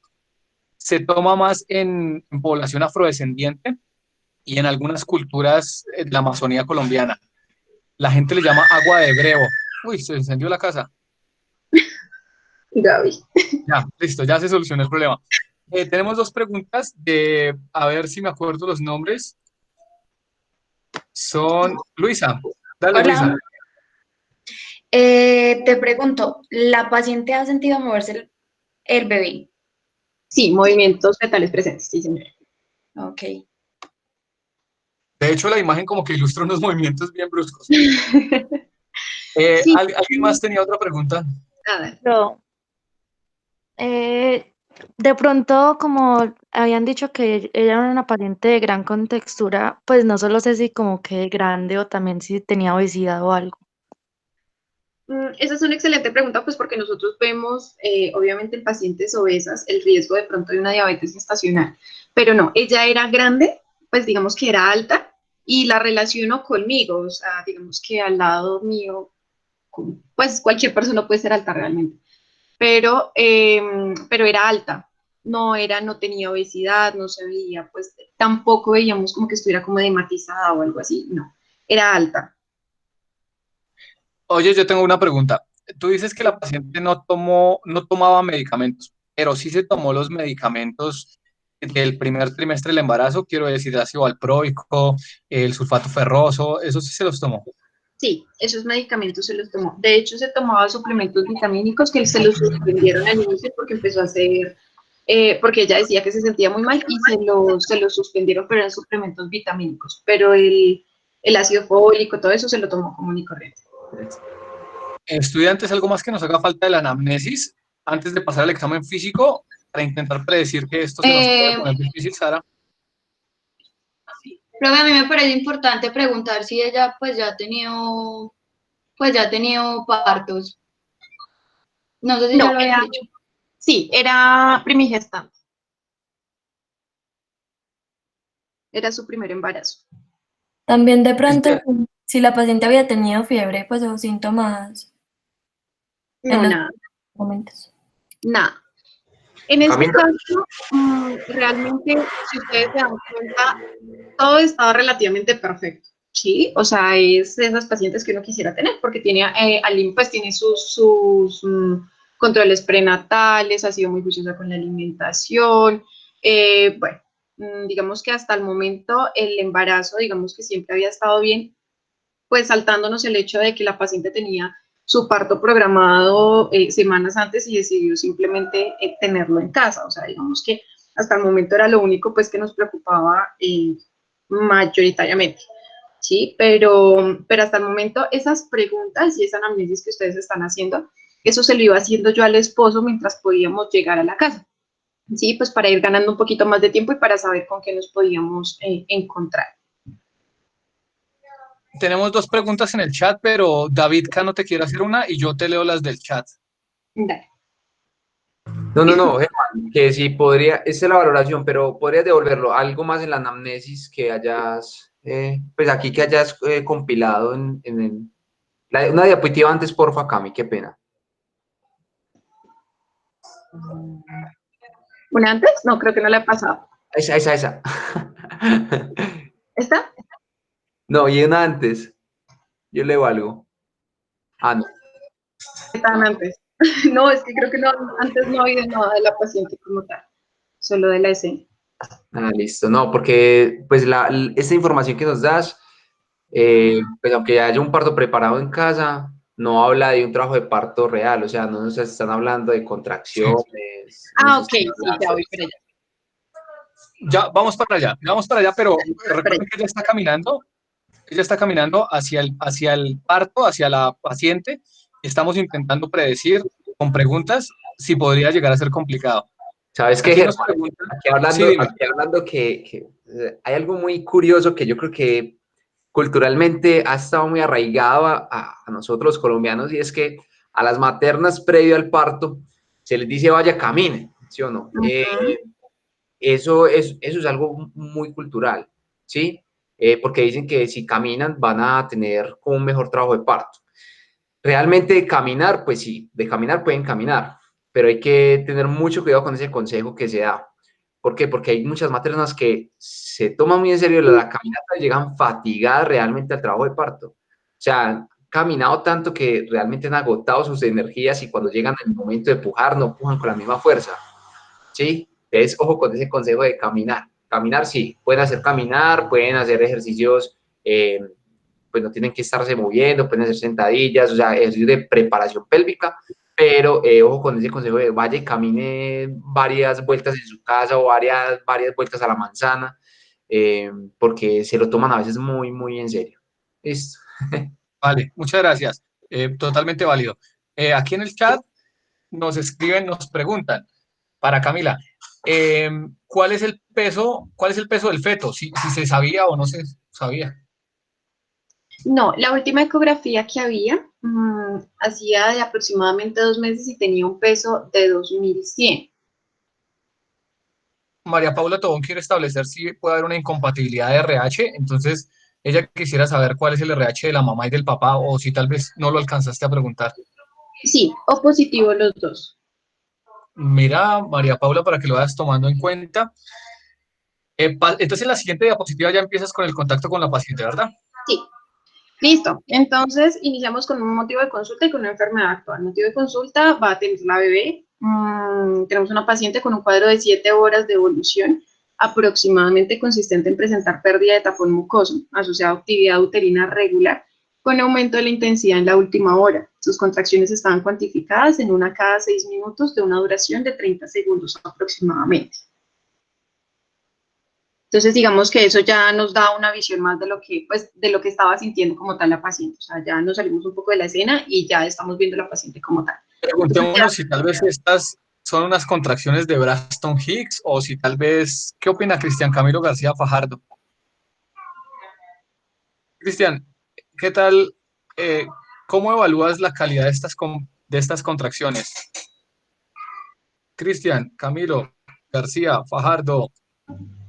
Bueno, Diana Marcela León, mentiras, a Diana ya la había sacado porque tiene problemas con el micrófono.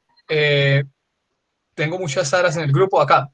Miguel Ángel Escarpeta, bueno, creo que ya te había preguntado, pero Miguel Ángel,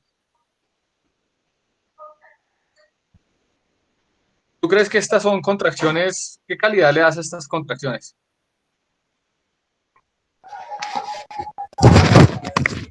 ¿Me escuchas bien ahí? Yo te escucho bien. ¿Cuál es la pregunta? Qué pena. ¿Tú crees que estas contracciones son de buena calidad o son de Braxton Hicks y no tienen mayor importancia? Dame un segundito. Yo. Unos 6 minutos, cada 30 segundos. Profesor, van 7 horas de evolución. Así es. Y durante Eh, todas esas 7 horas ella ha presentado contracciones.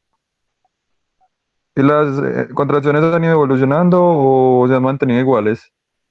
Sí, con No, uterina regular con increciendo. aumento de intensidad en la última hora. Ok. Increciendo, la intensidad increciendo. Profe, yo diría que está bien. ¿Está bien como para dejarla en la casa o está bien como No, para no, qué? no. Estaría como en una fase latente con esas Vale, contracciones. Pues vale, sí. tendría que tenerse. Igual ellos dijeron que querían tener el parto en casa, ¿cierto? Tocaría es como evaluar y seguir evaluando cómo está el estado de la mamá y sus signos vitales, cómo se va desarrollando. Pues porque al igual no hemos encontrado predictores de riesgo, ¿cierto? Hasta el No hasta momento. el momento. No, hasta el momento no hay algo que sea así como evidente. Déjame ver qué opina Mariana Palacios. Mariana Palacios Aguilar, Hola, profe. buenos días. Día- ¿Qué opinas de esa calidad de las contracciones? ¿Están como para que el parto sea inminente y lo tengamos que atender acá? ¿O podemos respetar la decisión de que ellos quieran tomarla en la casa? ¿Qué vamos a hacer? Bueno, pues para mí son contracciones verdaderas, ¿cierto? Porque aumentan en intensidad, ¿cierto? Han progresado. Igual, pues yo preferiría como trasladar a la paciente. Vale. ¿Puedo? Hablando de... Sí, claro, dime. Pues, profe, lo que sucede es que las contracciones falsas o de Braxton Hicks suelen ser, o pues lo que nos explicaba tanto usted como la ginecóloga Gigliola, es que tienden a ser más en el primer trimestre del embarazo, porque tienden a ser más sobre este tema, lo que es amenaza de aborto. Segundo, pues tienden a ser irregulares e indoloras. Representan más es una incomodidad para la mamá. Entonces, cuando aquí nos dice que son cuantificadas de una cada 6 minutos y que duran 30 segundos, pues sabemos que son rítmicas y habría que evaluar más que todo ya es el tono de la contracción. Bien, entonces tú le agregarías Preguntémosle a Camila. Camila, Hola. ¿qué tal era el tono? ¿Cómo se podía percibir el tono? Tenía muy buen tono, tenía muy buen tono. Realmente, como les digo, la paciente se encontraba ambulando cada que ella tenía una contracción, pues obviamente me informaba, yo verificaba el tono de la contracción y decía como lo que nos mencionaban ahorita, se sentía como la frente. O sea, tenían Bien. un muy buen tono. Luisa Jaramillo, ¿nos ibas a preguntar algo acerca del motivo de consulta y la enfermedad actual? No, pues sí, algo referente a lo de las contracciones. El abdomen de la paciente se contraía durante pues sí, se siente duro durante la contracción.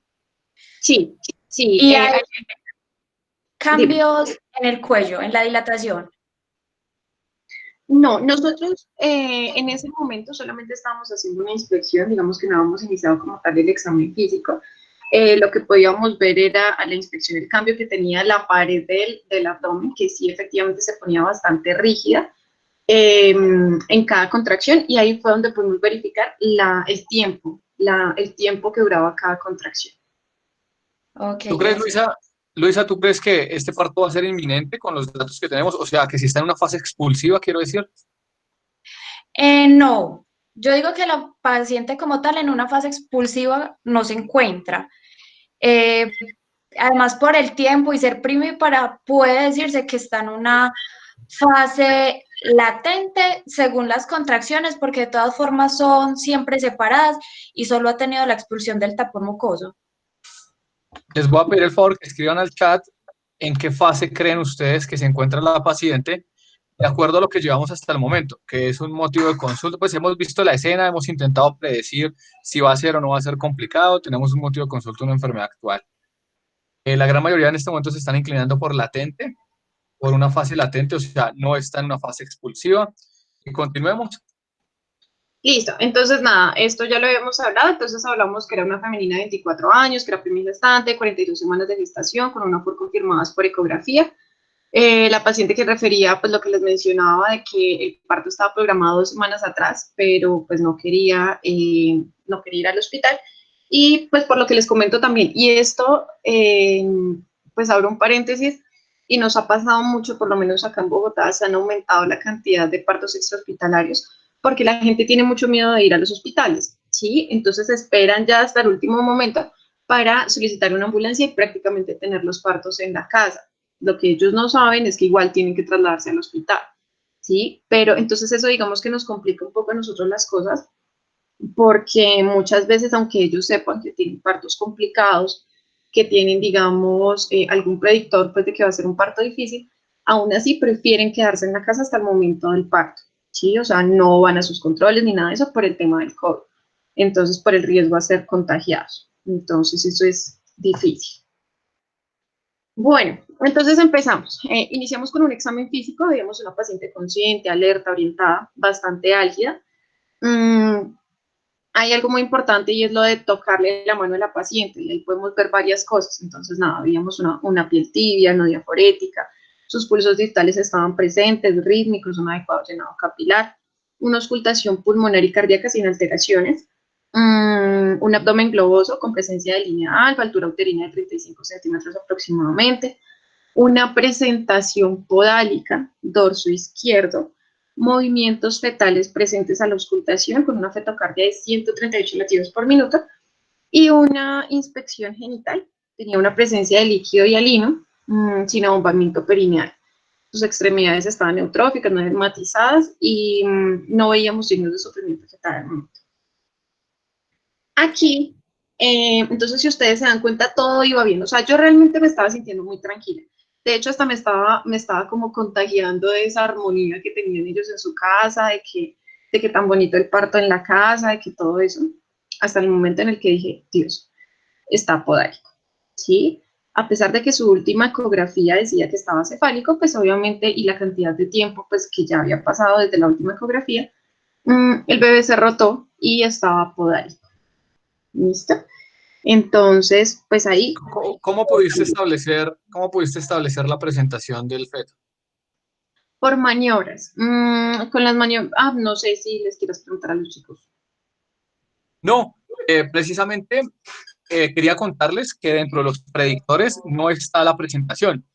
como yo les había dicho, esa presentación me quedó muy recargada de información, dentro de la que resalto coger la mano de la paciente. Eso es algo en lo cual hacemos mucho énfasis a los estudiantes acá en FUCS, porque la mano del paciente nos da ideas sobre los signos de shock, y eso es algo que yo les he enseñado, les he insistido, les he recalcado y se los voy a seguir recalcando mientras que me sea posible.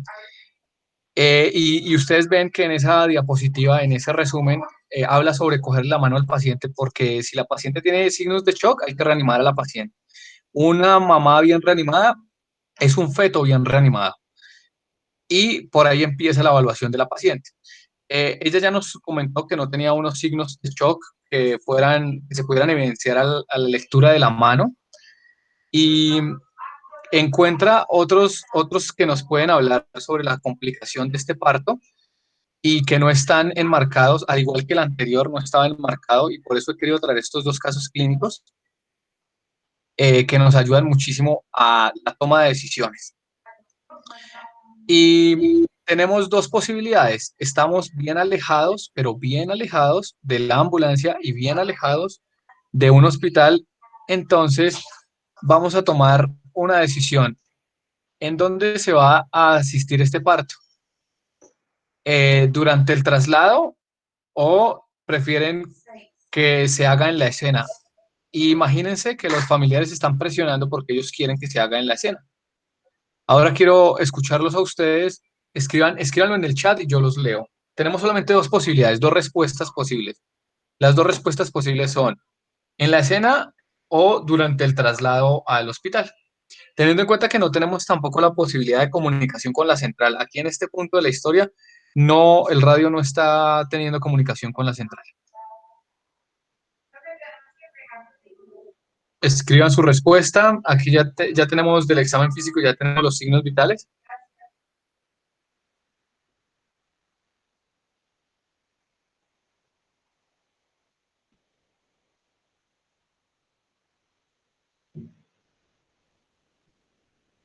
Escriban en dónde atenderían el parto de esta paciente. Voy a preguntarle ahora a Carolina Bendaño si observa algún cambio que le llame la atención en los signos vitales. Camila.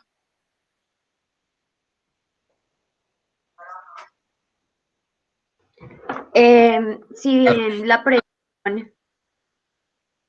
¿La presión arterial? Dime, Carolina. La presión arterial Muy baja, muy alta. está alta. Bueno, está llegando al límite de lo que consideramos normal. Durante el trabajo de parto sí se produce mucho estrés y dolor. Entonces, está llegando al límite, pero sin sobrepasarlo para pensar en una preeclampsia. Y parece ser que los controles prenatales no hablaban de preeclampsia. Entonces, bueno. Y tampoco tenía de pronto síntomas pues que nos pudieran llevar a pensar como en una preeclampsia o algo así. Geraldine Velázquez, ¿hay algo que te llame la atención de esos signos vitales? Pues no sé, tal vez que está con la frecuencia respiratoria, pues le está aumentando. Bien, sí, y estos pacientes realmente hacen mucha ansiedad y hay que pedirles que controlen la respiración, porque es que el dolor es extremo, el dolor es hasta el extremo. Juan Camilo Acero, ¿algo que te llame la atención aquí de los signos vitales? No, pues a mí no, realmente no veo como todo. Un poquito de pronto la tensión arterial, pero de resto no veo nada pues, Vale. como raro. Vale, y mira que la situación se prestó como para que le tomaran los signos vitales, o sea, realmente ha habido bastante tiempo. Sigan escribiendo en el chat en dónde atenderían este parto.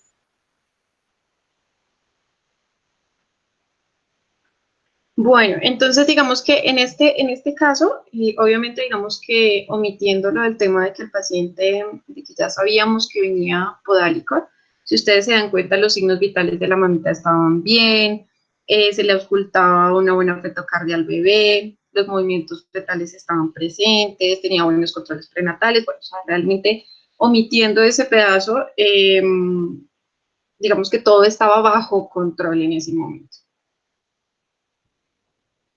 Yo tenía una pregunta, Camila.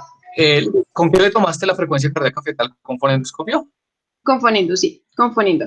¿Qué pasó? Y esto fue algo muy bonito, y es que, como les digo, la pandemia ha hecho que aumenten las cifras de partos hospitalarios. Nosotros fuimos uno de los que adquirimos ¿cómo es que se llama? Un ecodoppler. Un ecodoppler. Nosotros adquirimos uno, nos salió súper económico, lo compramos con los chicos del carro y bueno, realmente no lo tenemos aún, pero después de este caso y pues después de varios casos que hemos tenido de maternas y de trabajos de parto, lo adquirimos. Realmente no es muy costoso, nos valió como 86 más o menos, pero es de gran ayuda. A veces auscultar, pues yo que estaba alejada de la civilización, obviamente el sonido era muy claro, pero hay momentos en los que no, y eso nos ayuda bastante. Es de aclarar que esa ambulancia 5117 está tripulada únicamente por tecnólogos en atención prehospitalaria, a diferencia de otras que tienen tecnólogos y auxiliares de enfermería. Entonces, démosle continuidad al caso. ¿Qué se siguió? Bueno, ¿qué dijeron los chicos? ¿Se quedan en la casa o arrancan? Bueno, entonces leyendo el chat, las opiniones están divididas. ¿Es posible hacer el traslado? Dice Valentina, ya que está en una fase latente. Juan Sebastián García dice que en la ambulancia y durante el traslado. Luisa Fernanda dice durante el traslado. Laura Restrepo durante el traslado. Juan Felipe durante el traslado y David García durante el traslado. Entonces, la mayoría se está inclinando a que la paciente debe ser trasladada y si el parto llega a ser inminente, se atendería durante el traslado. Eso es lo que opinan los estudiantes. Dale antes de que se te acabe la batería. Sí, ya salí corriendo a buscar el cargador. Bueno, entonces, bueno, ¿qué íbamos a hacer? Entonces, y teníamos primero que informar a la central. Yo tenía que comunicarme de alguna forma con mi compañero que estaba en la ambulancia y decirle como, hey, o sea, si tiene señal en el radio central, porque pues digamos que no tenía en el portátil, pero no sabía si en el central, y si tampoco tenía señal en el central, pues eso era un gran problema. Entonces, me comuniqué por el celular con mi compañera, afortunadamente tenía señal en mi celular. Lo llamé, avisé, le dije que pues que obviamente se comunicara, informara de lo que estaba pasando y ya, sí, eso en cuanto a la central. Ahora el problema es cómo la íbamos a llevar a la ambulancia. Entonces, como lo mencionaron ahorita, listo, vamos a tomar la decisión entonces de sacarla, sí, la paciente estaba caminando, pero les cuento que de la casa y de donde estaba la paciente a la ambulancia era lejos, o sea, era lejos. Era una trocha, habían piedras, era lejitos, o sea, se me podía cansar la paciente, como lo mencionaban ahorita. Entonces, esto lo hemos hecho muchas veces, que no sé si ustedes en Medellín lo utilizan, pero nosotros somos felices con las sillas rimas, ¿sí? Con las sillitas esas que tienen bracitos. Entonces, ver la forma, pero pues partiendo del hecho de que yo estaba sola con el esposo de la paciente, ¿sí? Entonces yo dije como, no, ok, me toca llenarme de fuerza y vamos a tratar de subirla en la silla. ¿Listo? Nosotros la subimos a la silla con tan mala suerte que todo lo que nos demoramos tratando de subirla a la silla, fuimos a pasar por la puerta y no cabíamos. La silla no cabía. Entonces, pues nos tocó bajarla otra vez. Entonces, obviamente eso fue un problema porque nos quitó tiempo y pues al igual que varios de ustedes, nosotros decidimos llevar a la paciente a la ambulancia. Porque yo en ese momento no pensaba tanto en que si me tocaba atender el parto ahí, o sea, obviamente yo pensaba en las complicaciones que tenía atender el parto podálico, pero yo pensaba en que qué pasaba si el niño de pronto me llegara a nacer deprimido, que tuviese algún otro tipo de complicación, una hemorragia, que la paciente se me inestabilizara o algo así. ¿Cómo los iba a sacar a los dos inestables si estaba muy lejos? Entonces yo lo que pensé fue tratar de sacar a la mamita, ¿sí? Y si algo se llegaba a presentar, que por lo menos yo ya estuviera en la ambulancia. ¿Listo? Entonces, a fin de cuentas, terminamos sacándola.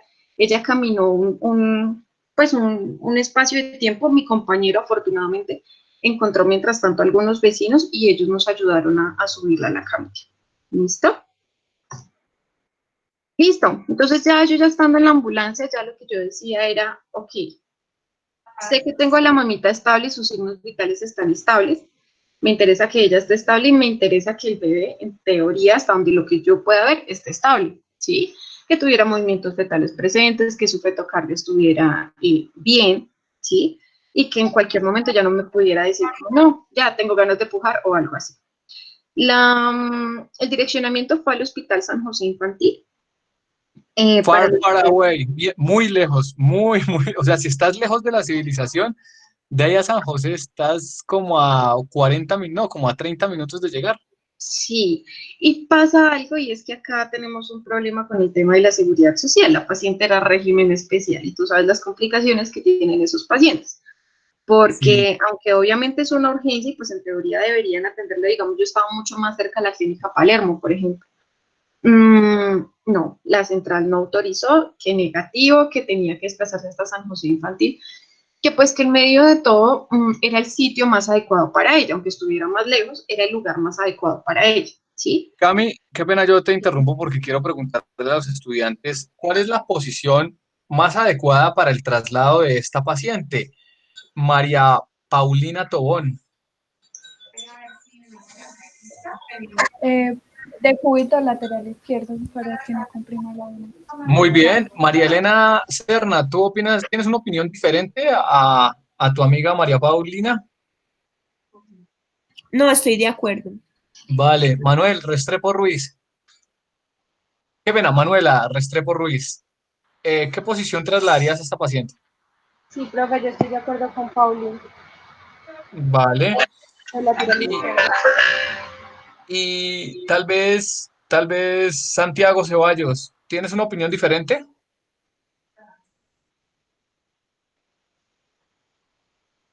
Santiago.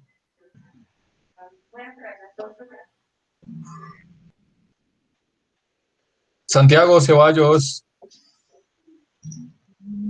Vale, entonces no está mal, la mayor parte de las mujeres que están en gestación las vamos a trasladar en decúbito lateral, pero cuando usted vea que el parto se vuelve inminente y usted no quiere atender un parto, recuerde que la posición... invertido, ¿no? Dime. Invertido, es que no puedo pronunciar bien. Por los brackets, Lembour. Sí, no hay problema. Me apretaron los brackets ayer. Bienvenida. Eso es una vaina súper dura. Oye, sí, tienes toda la razón. Cuando uno no quiere atender un parto en atención prehospitalaria, la paciente debe ser trasladada con los pies sobre el nivel de los pies y la pelvis sobre el nivel de la cabeza, que eso es básicamente un tren de Lembour invertido. Y eso va a facilitar que se demore más el trabajo de parto.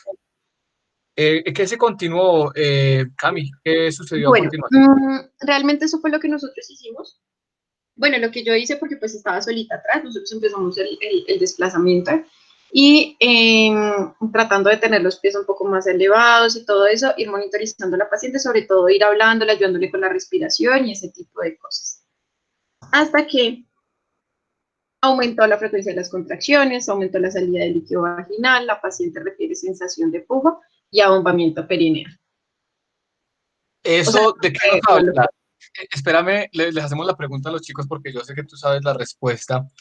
A ver, Cristian Camilo García Fajardo, ¿de qué habla esta situación, estos cambios que han sucedido sobre la paciente?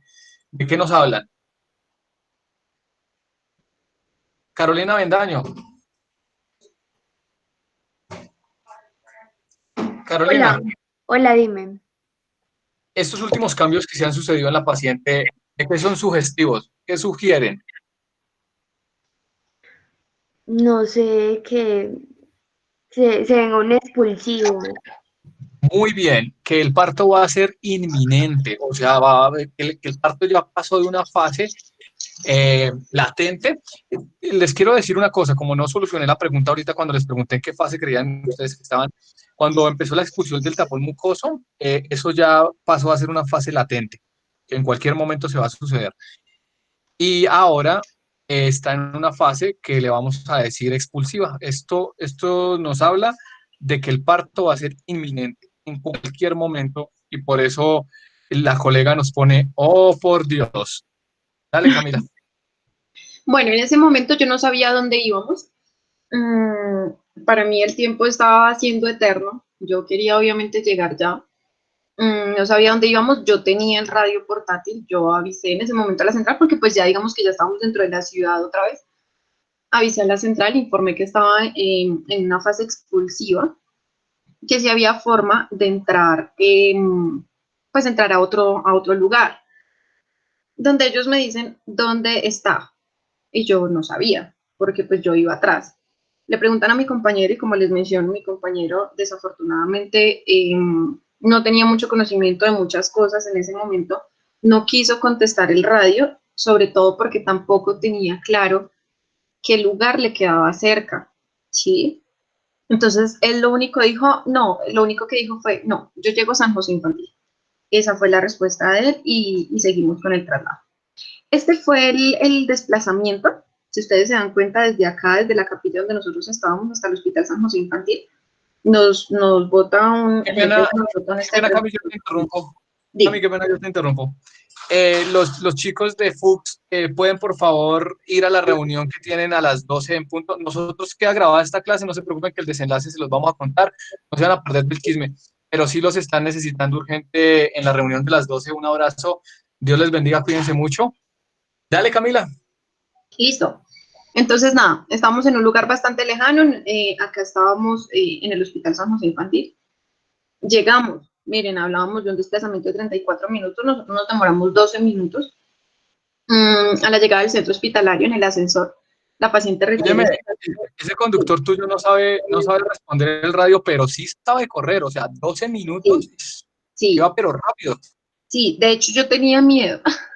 A mí con este tipo de conductores me da un poco de miedo porque ellos dicen que no, o sea, ellos piensan que la sirena y las luces les dan alas, ¿sí? Y eso obviamente nos pone en riesgo, pero pues yo estando atrás es un poco difícil yo decirle como, venga, bájele un poquito o algo así. Además porque yo decía, listo, podemos llegar un poquito más tarde, listo, puede que el niño nazca acá, puede que se me complique, ya vamos en desplazamiento, pero pues no me puedo arriesgar a tener un accidente. Pero pues él no entiende esas cosas realmente. Fue complicado. El caso es que nosotros llegamos a San José Infantil, como lo mencionabas ahorita, es difícil llegar a urgencias de gineco porque es creo que es en el segundo o en el tercer piso, no me acuerdo. Como en el tercero o cuarto. Como en el tercer piso. Y nosotros llegamos al ascensor cuando la chica me dice, no puedo más, creo que me dice popó. Fue lo que ella me refirió. Y entramos a lo que tú dices, que las pacientes primigestantes lo relacionan mucho con una sensación de querer hacer deposición. Entonces ella me dijo, no puedo más, creo que me dice popó. Fue lo que ella me dijo. Entonces yo levanté, en ese momento ella levantó las piernas, yo levanté la cobijita que le tenía encima y pues con tal mala suerte que pues empecé a ver las nalguitas del bebé con una apariencia cianótica, fría. No, fue una locura. El ascensor no abría, no habían avisado al centro hospitalario, entonces llegué yo gritando, ¿dónde está A diferencia del caso anterior, ¿no? A diferencia del caso anterior, donde pudo tener comunicación la ambulancia con el lugar receptor y donde estaban preparados que si no había posibilidad de subir la gineco, que la metieran a la sala de reanimación. Entonces, en este caso, no sucedió y es frecuente que no pase en el sistema de emergencias médicas de la ciudad de Bogotá. Claro, ellos realmente tienen un sistema de comunicación con los hospitales muy malo, porque los hospitales piensan que el centro regulador los llama, es a presionarlos para que les liberen las camillas, entonces no les contestan. Entonces, obviamente nosotros, pues somos los perjudicados, los pacientes son los perjudicados, nosotros llegamos como unas gallinas culecas, pues obviamente que alguien que en gineco nos recibieran, por la hora no había nadie en el piso, tenían muy poco trabajo y pues realmente todos estaban arriba, posiblemente descansando, pero nadie podía llamarme al ginecólogo, yo ya estaba viendo las nalguitas del bebé, estaba cianótico, y ya en ese momento bajó el ginecólogo, lo que hicieron fue meterla de inmediato al ascensor, él lo que hizo fue una pequeña maniobra como de verificar como la perfusión del bebé, y había un pedacito pues como de cordón, entonces aparte el cordón estaba enredado, y nada, en ese momento la subieron inmediatamente para salas, Al final nació una bebé de 56 centímetros y pesando 3.820, creo que tengo por acá, sí, 3.820, realmente estaba grandecita. ¿Nació por parto vaginal o nació por cesárea de urgencia? No, imagínate que ni siquiera alcanzó, pues eso me lo contó fue la mamita, después de que, porque pues yo tuve comunicación con ella, y ella me dijo que no, que ni siquiera la alcanzaron a cambiar de camilla ni nada, y nació en la camilla de la ambulancia, por parto vaginal. Eso resaltó, si ustedes quieren ser buenos profesionales, está muy bien con que tengan conocimiento, pero si ustedes quieren ser excelentes profesionales, tienen que hacerle seguimiento a sus pacientes. Eso es un valor agregado y eso les va a dar luces sobre lo que ustedes hicieron bien o sobre lo que ustedes hicieron mal. Algunas veces no llegamos al diagnóstico, algunas veces no supimos si las acciones que tomamos y las acciones que tomamos fueron las Claro, correctas, las y decisiones. Entonces, siempre háganle seguimiento a sus pacientes. eso es muy bonito, además, porque habla de lo que pudimos haber hecho mejor, de lo que hicimos bien, de lo que de pronto pudimos corregir, ¿sí? Y el tener esa comunicación con los pacientes nos ayuda mucho con los familiares de los pacientes. A veces es muy triste porque uno lleva pacientes, sobre todo que pues que uno no le hace seguimiento tampoco a todos los pacientes, pero sobre todo esos casitos que a uno le quedan como sonando, a veces es muy triste porque tú piensas, no, es un paciente como, no sé, con un diagnóstico sencillo o no está sospechando nada del otro mundo y llamas a ver cómo siguió, no, es que falleció ayer y no, por Dios. O sea, uno dice como, pero ¿qué pasó? ¿Sí? Entonces empezar a buscar ese tipo de cosas que puedo haber hecho diferente, cómo puedo actuar en esos casos. Nada, digamos, como que compartirles el tema como de las lecciones aprendidas, lo que a mí me quedó pues como de moraleja de este servicio. El trabajo en equipo es fundamental, o sea, es fundamental. Como les digo, nosotros no contamos con la ventaja de titular de pronto varias personas y que estemos hablando el mismo idioma. Pero sí es muy importante entablar una buena comunicación con la persona que nos está ayudando, ¿sí? La preparación es muy importante, como hablábamos de la maletica que tenemos, ¿sí? De la maletica que podemos tener con el kit de partos, para no estar entrando, imagínate yo en esa lejanía de la ambulancia, estar, ay, no, me toca bajar el flap, ay, no, me toca bajar la compresa, no, me toca bajar. Entonces eso nos complicaría un poco las cosas. El examen físico, porque si de cierta forma yo no me hubiese dado cuenta que el bebé venía podálico, yo tenía la última ecografía que decía que venía cefálico. La paciente estaba en una fase latente y tenía, digamos, como que la presión emocional de pronto un poco de querer atenderlo en la casa por lo que querían los papitos. Y pues lo lejos que estaba yo de la ambulancia. Entonces yo podía decir, no, ok, entonces yo la atiendo acá en la casa, lo estabilizamos y subimos a la ambulancia, ¿sí? Si no se hace un adecuado examen físico. Y la comunicación con la central es indispensable. O sea, a veces tener el apoyo de ellos y poderles decir, no, yo prefiero meterlo a otro hospital, estoy más cerca, se me estabilizó, cualquier tipo de cosas, eso nos podría ayudar bastante. Oye, Cami, muchas gracias. Este caso clínico nos ha sido de gran provecho. Hemos podido analizar varios conceptos e integrarlos, que eso era lo que queríamos. Esto es lo que esperamos de ustedes ya en este último semestre. Que se hayan montado en esta ambulancia y en esta aventura fantástica de hacer atención prehospitalaria. Es hermoso atender partos, pero también tenemos que estar preparados para cuando las cosas se salen de lo cotidiano. Y saber en qué momento también pedir ayuda, conocer nuestras limitaciones y por eso me parece, a mí me gusta muchísimo atender partos y pues también he tenido la oportunidad de atender muchos, algunos pocos, muy pocos partos complicados, que realmente las complicaciones no son muchas, pero la capacidad de predecirlas depende de lo que usted tenga en la mente, de sus conocimientos, para así tomar una decisión acertada. Y si la decisión no hubiera sido acertada y si nos demoramos un tiempo más con esta paciente en la escena y no identificamos la complicación, entonces eso podría terminar en la muerte de la mamá y del feto. y claro, eso ser catastrófico para la familia. Entonces vemos cómo la atención prehospitalaria nos da esa oportunidad grande de darle una posibilidad de sobrevida a las personas, algunas veces solo con conocimiento. Esta ambulancia 5117 y es muy diferente a la ambulancia que tiene Paula en Medellín, desde el punto de vista de la dotación y desde el punto de vista de las personas que lo tripulan. Pero en ambos casos que ustedes acabaron de ver, la toma de decisiones juega un papel muy importante.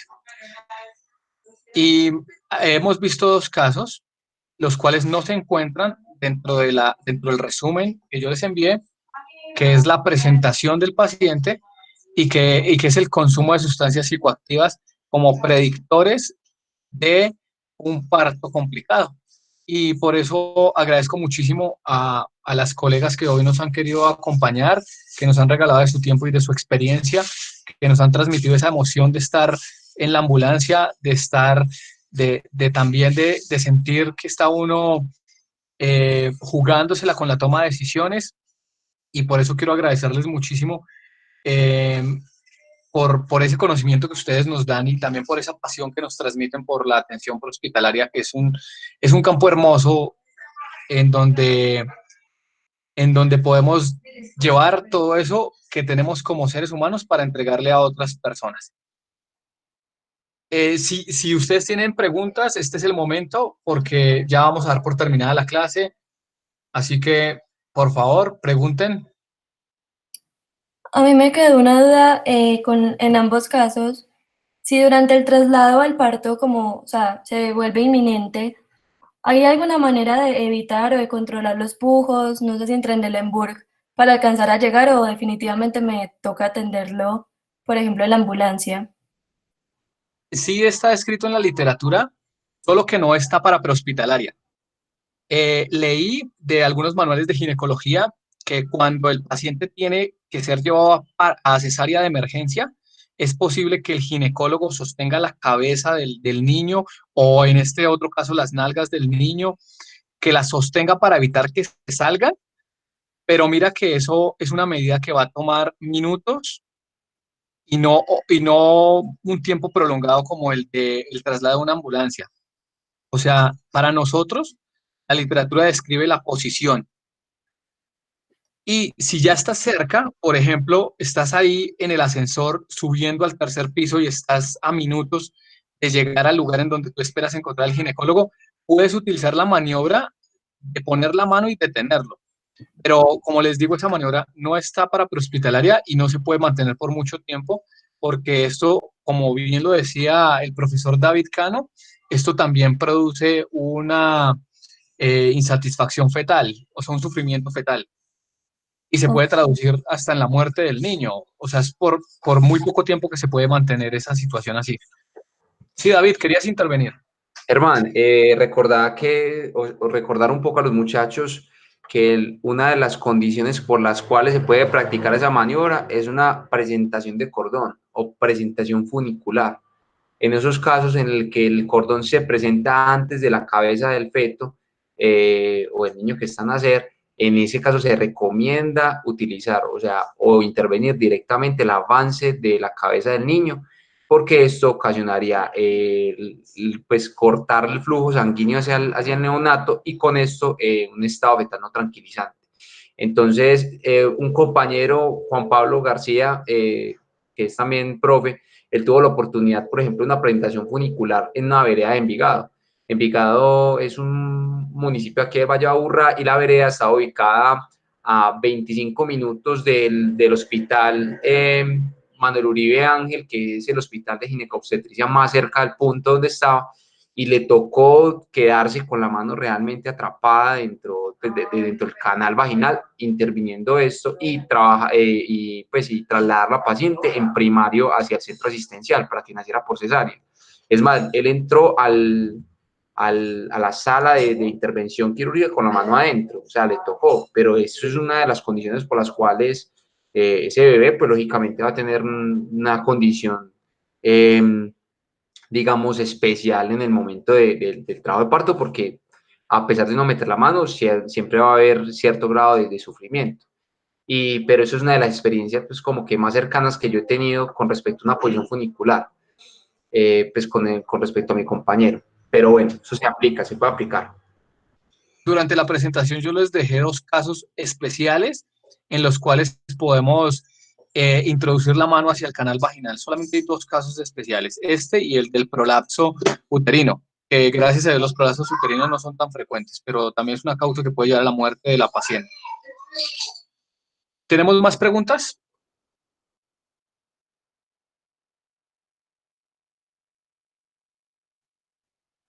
¿Preguntas para Paula o para Camila?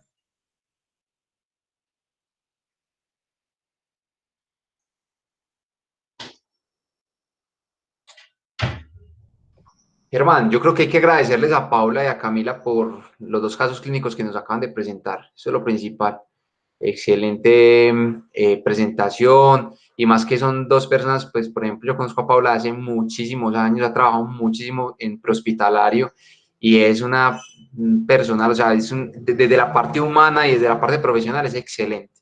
Y toda la experiencia que ella tiene, donde ella pudiera publicar muchos casos, yo creo que tenía muchas investigaciones ahí en su cabeza, lísticas para publicar, y yo creo que nuevamente le hago la invitación a los estudiantes que todo lo que vaya sucediendo, que crean que puede ser... Bueno, no, yo agradecerles obviamente por la...